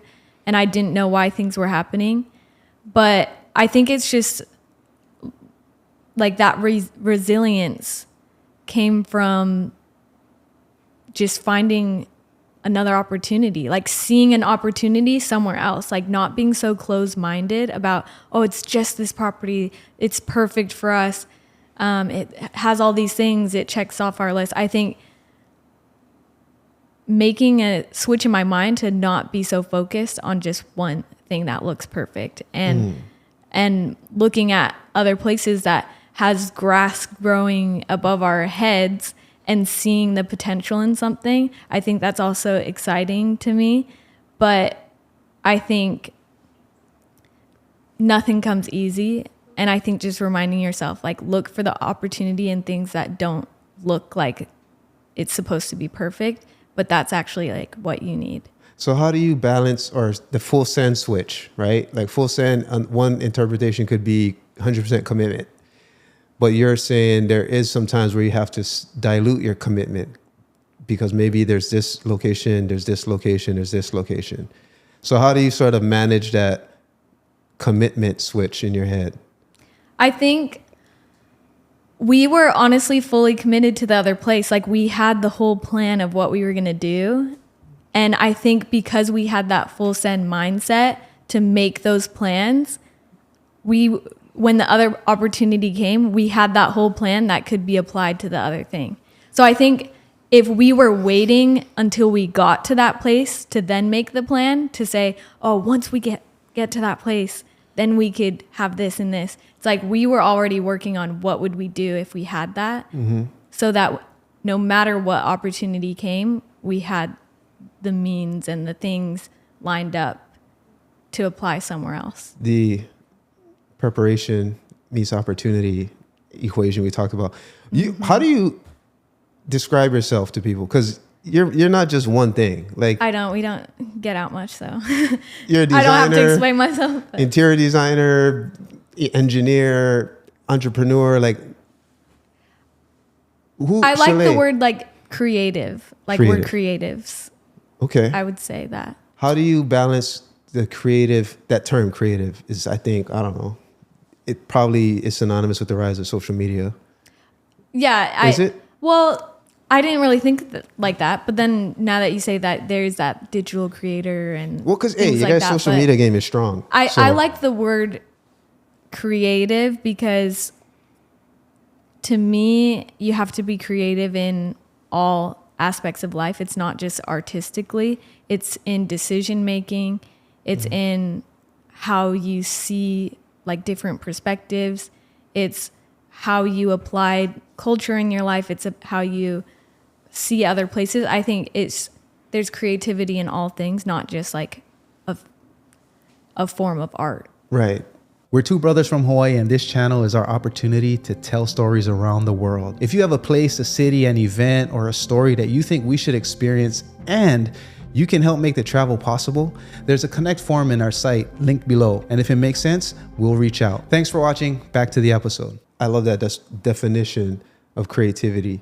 It's more of a point of view. What, you got a question, bro?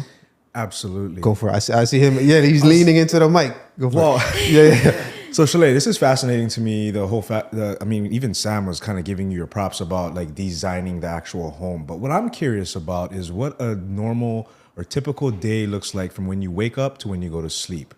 A typical day, I mean, wake up. If it was a perfect day, I would work out. Okay. If it's a perfect day. No, but perfect. You know, I do a lot on the computer with work, like with our finances and, you know, customer service type things, answering emails and all that stuff. But I kind of check on those things. We have a few employees that we have that come in, and I usually delegate them with things to work on and focus on. And honestly, like, every day is so different. There's elements that are the same, where it's like the things that have to get done to keep the business going. But I think what's amazing about being an entrepreneur is that it's flexible in a way that we can come do stuff like this and not, you know, we don't have a 9 to 5. It's like, what? I don't even know what day is it. Tuesday? It's a Wednesday. It's a Wednesday. Yeah. And we can just come at any time to meet people. I think that's something that we try to do every once in a while, is just like get out there and like meet someone. Our goal this year was to take either a couple or someone out to dinner once a month. Ooh. Just to force ourselves out of our little off-grid place. Because like a lot of times we get just stuck in our house. Like we find ourselves only leaving once a week sometimes. Hey, that's not too bad either. Like, oh, it's not. It's amazing. That sounds great. It's so amazing. It's so beautiful where we are, and we're so blessed. But I think it also is really great to just talk to people, get new perspectives, and just put ourselves out there more. But to live on agriculture land, don't you have to be growing agriculture? Yeah. So, I mean, we just moved here a few months ago, and when we got there, it was like California grass and halicoa trees everywhere. So we've had to like demolish, you know, some of those weeds and crazy stuff. We're actually in the process of we as in Sam on the machine, you know, plowing down some stuff, me watching, and there's a lot of stuff to do, spread gravel around, but we're in the process of like testing the soil, because we have sadly found some like impurities. Yeah, like, well, just trash from previous people or randoms who were kind of just put stuff on the land. And so you have to do a lot of testing before you start growing and eating from the land, but we have started in garden beds. You know, our former guest, last week's guest, Kuhao, he actually is opening up a soil laboratory to test soil. So maybe we can connect you with Kuhao. Yes. I was also going to ask, I think for most of us that live on the grid, sometimes it's hard for us to conceptualize what life is like. You have solar, which powers everything. If there's, solar charges batteries as backups in case there's no sun for an extended period of time. You wash your clothes like everyone else. You take showers like everyone else. You cook food like everyone else. Is that like what? That's the kind of stuff I'm kind of curious about. Yeah, I think there's a lot of spectrums of off-grid living. You can be off-grid and survive off of a car battery, or you could be off-grid and go shower at the beach park. Like, there's so many spectrums, but I would say like we're in a super like blessed place right now where it honestly doesn't even feel like we're off-grid because of the systems that we've chosen to put up. It's not like the best and greatest, but we get a lot of rain, so we put up gutters, and Sam and his dad set up a rainwater system that filters the rainwater, and we're able to get all of our water from the rainwater, so we don't need to go down to the well and get water. And in that way, it's like you start to have appreciation for more things. Sometimes, like with the rain, it's a thing where it's like, don't rain too much or else, you know.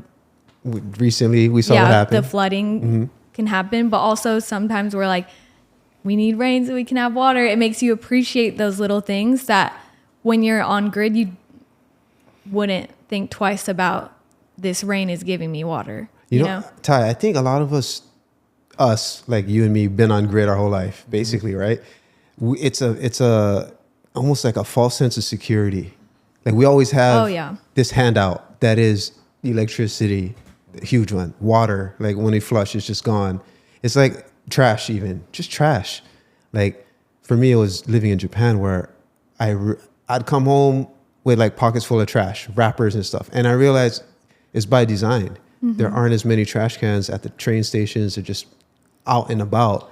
And so now every time I'm looking, not only are there trash cans everywhere here, but they're big trash cans. It almost like invites people to be not irresponsible, but you pass the buck. Yeah. So we don't realize how much we pass the Consume buck to other people, and we just consume what they give us. So GE, General Electric, we don't see them as the big daddy that they actually are, but to then have this independence of, well, I don't need to pay an electric bill to somebody, but I do need to invest in the system. And I do, if it breaks, it's me. I can't just call a number. Yeah. So there's those costs too.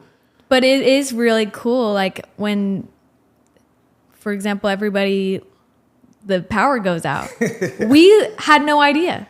We just kept going as normal. We had our water, we had our solar going, and we have a backup generator. And I think it's such an amazing thing to see like all this hard work that we put into these systems and seeing it like manifest in these ways where it's like, well, that's why people do this, because you're prepared. And that gives us the opportunity to help other people who don't have power at that time. We had people come in and cooking their food and charging their laptops and their phones, and being able to offer that to people is like a huge blessing for me to know that we can take care of ourselves, but also like help people around us. Watching your walkthrough off the grid video was, to me, I'm like, just for a little context, like I am part of a real estate team, and we often talk to people who are relocating to Hawaii. And that's why earlier I was like, it's kind of a romanticized idea of moving to Hawaii, living off grid. But then when you land and you realize the hurdles, especially on this island, on Oahu, it's different for other islands, but on Oahu, to do that, there's a lot of hurdles. And to then see you guys not only do it, but also in style, it motivated me. And then it also made me reflect of my own sort of ratio, which is like, I would guess that myself, my family, as well as a good majority of people on Oahu and at large Hawaii, how dependent we are on outside resources, right? Everybody's talked about this topic. Yeah. But my question to you is, what percent do you think you are as far as like self-sustainable? Because there's some things you still need to rely on, but Yeah, where I are would say we? food is like the main thing that we're totally reliant on other things. Like right now, because we can only grow in garden beds right now, we only have a few like herbs and small things, lettuce. We've got tons of lettuce. But food is like what we need to live. So Right. I would say it's kind of like 50-50, because like, I mean, I don't know how to percentage it out, but I would say like living and material things is like a lot based on just like outside sources. But then like the ability to just like turn on lights, have electricity, do our work from the Wi-Fi powered by the sun, like all of these things that actually like run our life is like very in our circle, I would say.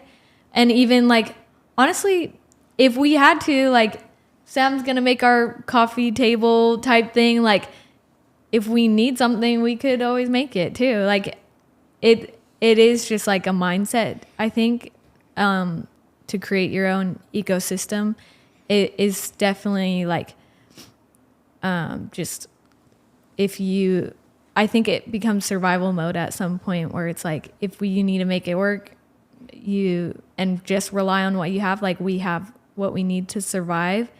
We've got our food storage, but yeah, I would think that's like the main thing. Well, you guys, even half is generous for most people in Hawaii. Or maybe like, it's probably not half. Well, I would no, say like, cause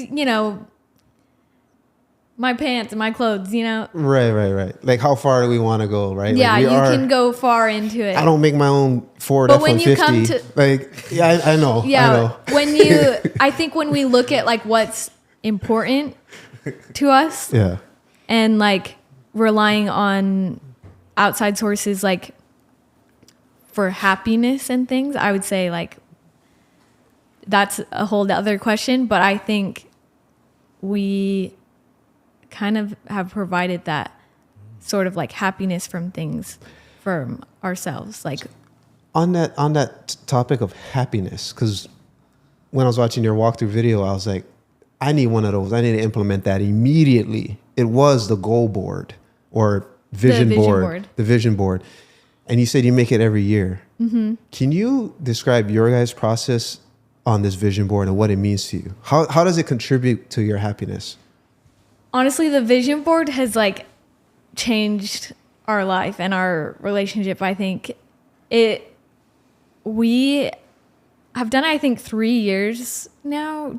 And we basically just gather a bunch of magazines, different photos, and we honestly don't even talk about it at first, like the goals. We kind of just go in and rip out things that stand out to us and that we're individually thinking.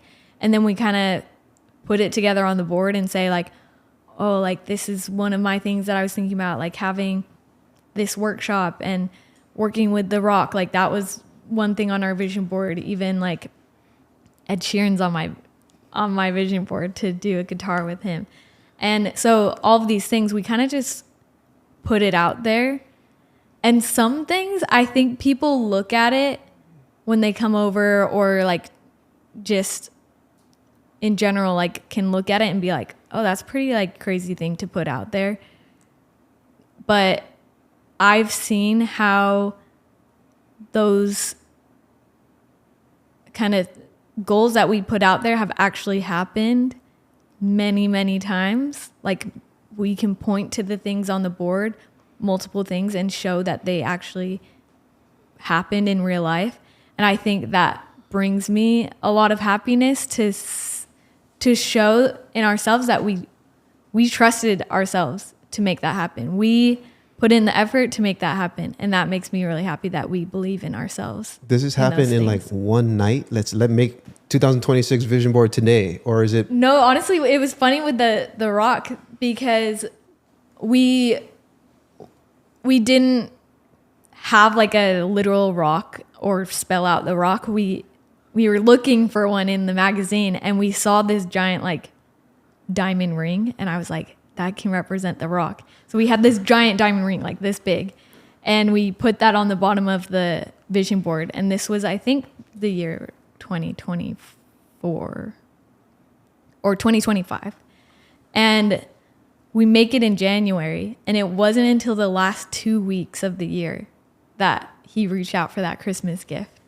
And it was just so like funny to like look at the board, because like we had done the piece, not even thought about the vision board. And then after we did it, I was like, wait, that was on our vision board this year. And the last 2 weeks of the year, it came true. And we've seen that with like multiple things on it. And I think a lot of these things are long-term goals. That we've had Ed Sheeran on our board for 2 years and it hasn't happened yet. So I think it's also like not giving up on something, believing that it will happen, but probably not when you think it will or when you want it to. And just, not giving up on it, I think. Couple follow-up questions. The belief piece, you believe on it. How much do you think, I've heard a lot of different theories on this. It's as simple as having a calendar on the refrigerator for a lot of people. But the idea is to visually see a goal written and have a physical reminder somewhere that you pass every day in your house. Mm-hmm. Some people put it in their car, whatever. How much do you think that plays a part, like of your vision board? Do you believe in that idea that you need to? I think it has a huge effect, I would say, because when you are reminded of those things, like when let's say I have Ed Sheeran on my board. Yeah. When I see that constantly, every little thing when I'm out in the world that could be related to him, you kind of like see it more because it's on your mind. Mm-hmm. So when you hear somebody that works with this artist who did a collab with Ed Sheeran, who played at the same place, then it's like, oh, they might know, you know, like starting those conversations that you wouldn't otherwise think if you just had a broad overview of your goal. Like, I want to hit this amount of money. It's like you kind of see the details of how to get there the more you think about it, and the creative ways around how to get to that goal, I think. One example would be, now every time you see a carved hook somewhere, you're going to see where the hook is pointing. Is it pointing like that, like a circle hook? Where's the barb? Just because we talked about it, just because now it's maybe top of mind. But then if you then take that and put it somewhere on a wall that you can see, you'll never forget another hook it's shape crazy again. Like, so we have a really good friend, an older couple that we met on the beach randomly. Sam was out surfing and I sat next to this couple, and it started pouring rain, and we helped them pack up their things and put it in their car, and they were like so grateful that we did this. It was just like such a small thing, and they're like, we have to take you to dinner and all these things, and Sam's like, oh yeah, I'm starving, let's go. So we met this couple, and they became really good friends with us, and they were from Florida, and they came back they came and visited us while we were dating. They came back for our wedding. We basically had our honeymoon at their house. They took us around Florida to Disney World. And why I'm saying this is because when we were visiting them in Florida, we went to Disney World, and their son was working at Disney as a lawyer. And I remember being at Disney World, walking downtown Disney and saying, wouldn't it be amazing to like be in one of these stores at downtown Disney, like this huge mall, like so many people. And then Sam was kind of like, I don't want to go to Disney World, but I was like, we can get so much inspiration from like the art around the place, from the rides. Like, what ride would we create one day if we were to do that? You know, like, let's just look at it in a different perspective rather than just going to the theme park. And walking around, I was like, oh, all these things that we could make, you know, like for Disney. And she texted us the other day, just checking in. And the message before was me texting her saying, it would be amazing to work with Disney one day. And that was like a reminder for me to like think about those times where we thought that like we wanted to do it, but we didn't. Like we couldn't see how it would work out or that it would actually happen. But we had that thought of just like, wouldn't it be cool to work with Disney? And now Disney has since reached out for multiple projects. We've done this, and more things to come. And it's just crazy to think that it just stems from those little beliefs of like putting it out there. That's like such a long story. No, I mean, it's right there in this lane that we're in, which is, for me, one way I think of it is the physical or intangible and tangible, the unseen and the seen. We talked about Moana earlier, the unseen power, force, however you want to say, and then the manifestation of that in the physical form. So we're right there, in that sort of same lane of like the unseen and the seen. What is the unseen part of Chalei that we can sort of bring into the light today? What do we not see that you can shed some light on? I think I don't get out on the camera much. I haven't found that confidence in myself yet. Really? I don't think. And when I do it, I love it. But it's something like Sam, he's been able to, you know, build his social media with doing videos, voiceovers. But what people don't see, I would say, and I don't want this to come across of like boastful or anything, no. But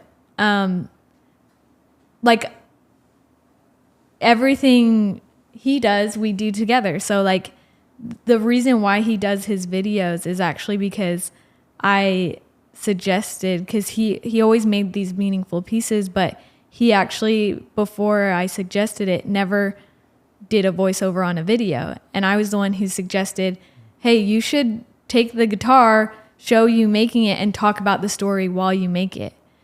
And that has led to kind of his success online and sharing those stories. It's like combining those two talents of like seeing the opportunity, me seeing the opportunities, the different kind of ways to express things, and then him being able to like do it. And I think that's like how we work together a lot, is like I have amazing ideas. Mm-hmm. He likes to call himself, he likes to say, no, wait, I'm prompting and he's ChatGPT or something. Like like I give him the prompt and then he does it. Nice. I don't know. Yeah. No. Look, so one misconception or maybe misunderstanding is that there's a separation. This is a team collaboration. And the reason I asked the unseen part is because a lot of times you'll see power couples such as yourselves, and people associate everything with one of them. Mm-hmm. But I feel like you already do a good job, and you are doing a good job of saying we're together, we're a team. I hope this conversation also helps that narrative as well, that you're working together. As an example, you're full sending it as a couple, mm-hmm. as a team, different positions, prompt, LLM, like however you want to say it, but they complement each other and they help each other in ways that, you know, some of the parts, some of the whole is greater than the sum of the part. And I would say, like, honestly, like in the first few years of our marriage, I don't think I've felt that way. I think I've definitely grown in myself to kind of put myself out there more with like taking responsibility for certain things in our business. Like, I think in the beginning I was kind of just like, I just wanted to be seen as like kind of supporting mm-hmm. him, I would say. I think people didn't realize like what I was actually doing, but I think now I see it and I'm like, at first I said, oh, I don't need them to know that I'm doing anything, mm-hmm. but I think the reason why I kind of do want to share that side more is because I know there are other couples who feel that way, where they feel like they are just supporting someone else, but I know that their role is super important, and I need to share that part of me so that they know that they're important, if that makes sense. Makes total sense. I think it's selfish for me not to just like hide behind Sam and just do behind the scenes. I think that's selfish of me because then other people can't relate to what I'm going through. Again, as a girl dad, I'm rooting for you to be more selfish in that way that you just described, because we need more manawahine examples. And it's not a competition, right? Like, I don't get competition vibes from you guys. Oh, yeah. Where you're one-upping each other, keeping a scorecard. I mean, maybe certain ways there is, but like... no, it's like you succeed, I succeed. We're on the same path. We have the same end goal. Mm-hmm. It's like, why not build each other up? That reminds me of the other follow-up question I forgot. The actual vision board. Do you just plaster it over in the same physical piece every year, or we put a different board up? So we have like, we just get like a foam board. This year we did it on like a piece of wood. Okay. So yeah, it's different, so we can still see like the years before. Cause dope. I was hoping you have like, yeah, we have like multiple of them.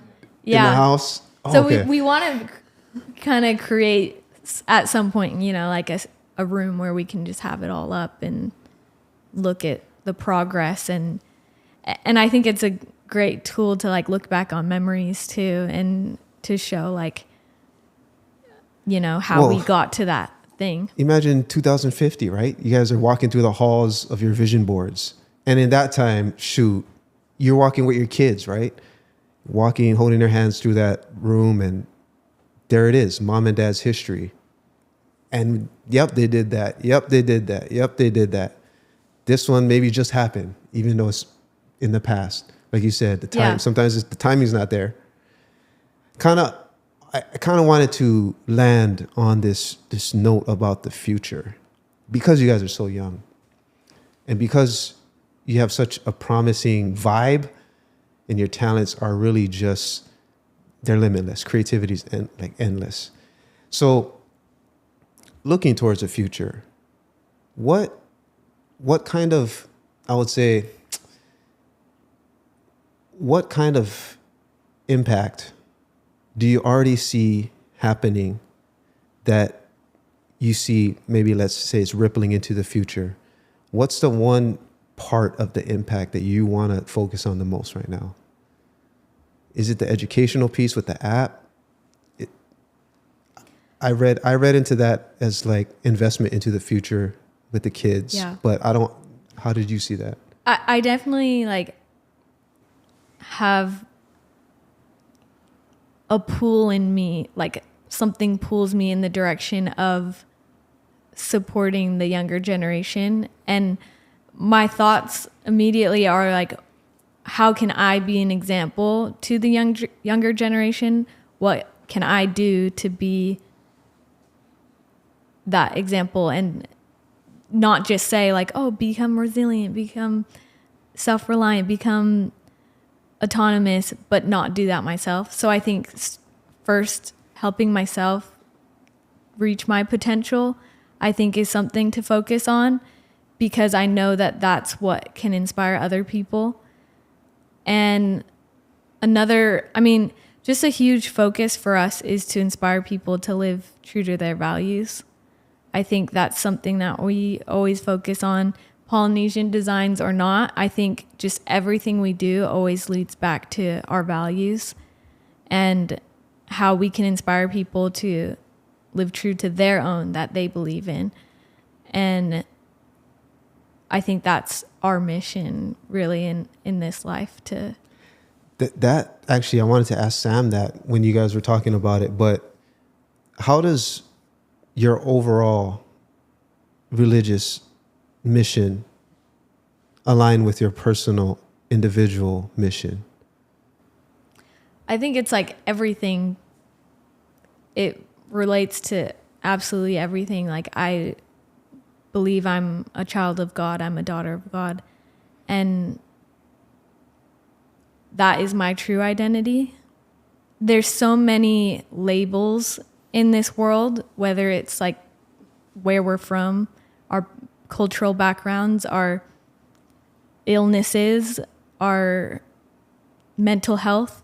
Like, there's so many labels, but I think when you get down to it and know who you truly are, a daughter of God, a son of God, a child of God, I think that's when you can find true purpose in everything that you do, and everything that I do comes from that. And that's why it's like when you're given choices, it's like you kind of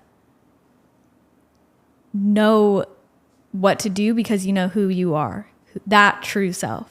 It's like you can put on these labels of the world, but like who you truly are will always come out in with your intentions.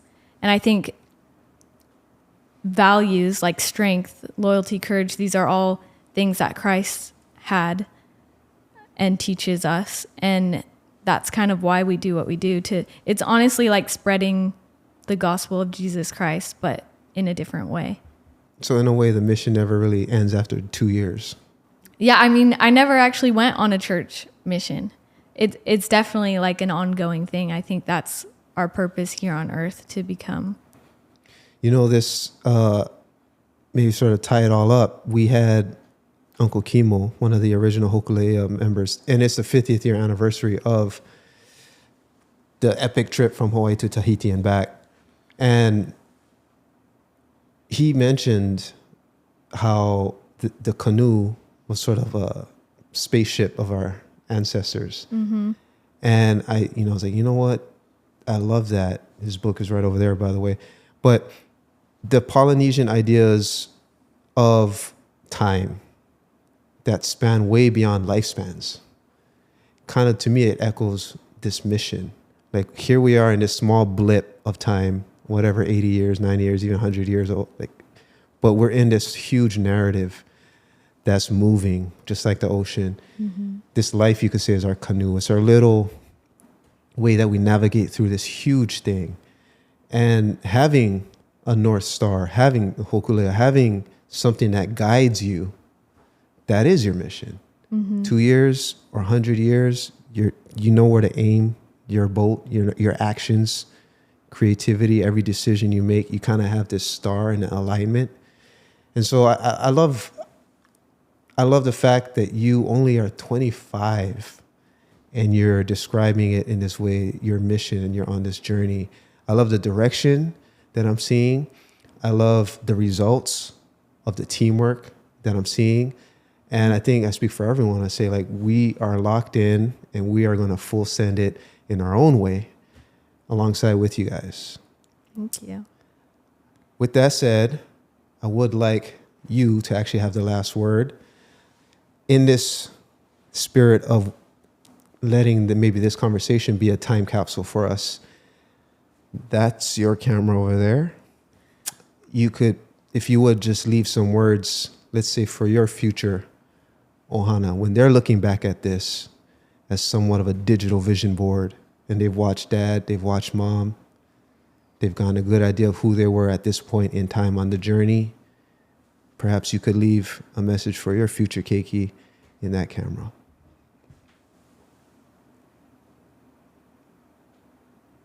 I'll just take a moment to think about this.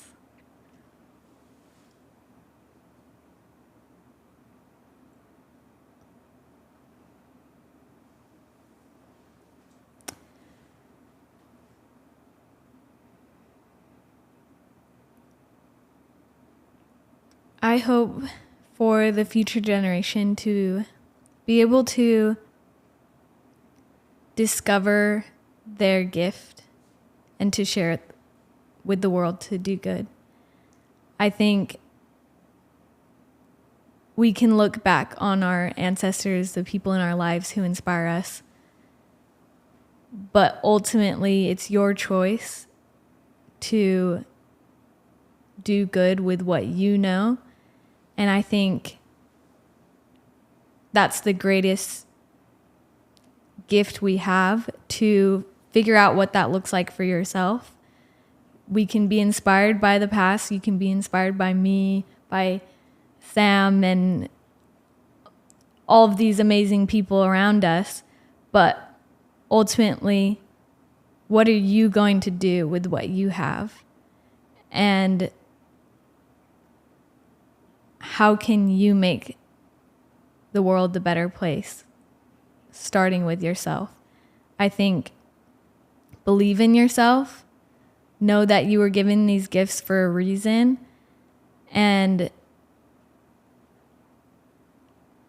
you are amazing in every way. Trust in yourself, and I hope that you can see your potential.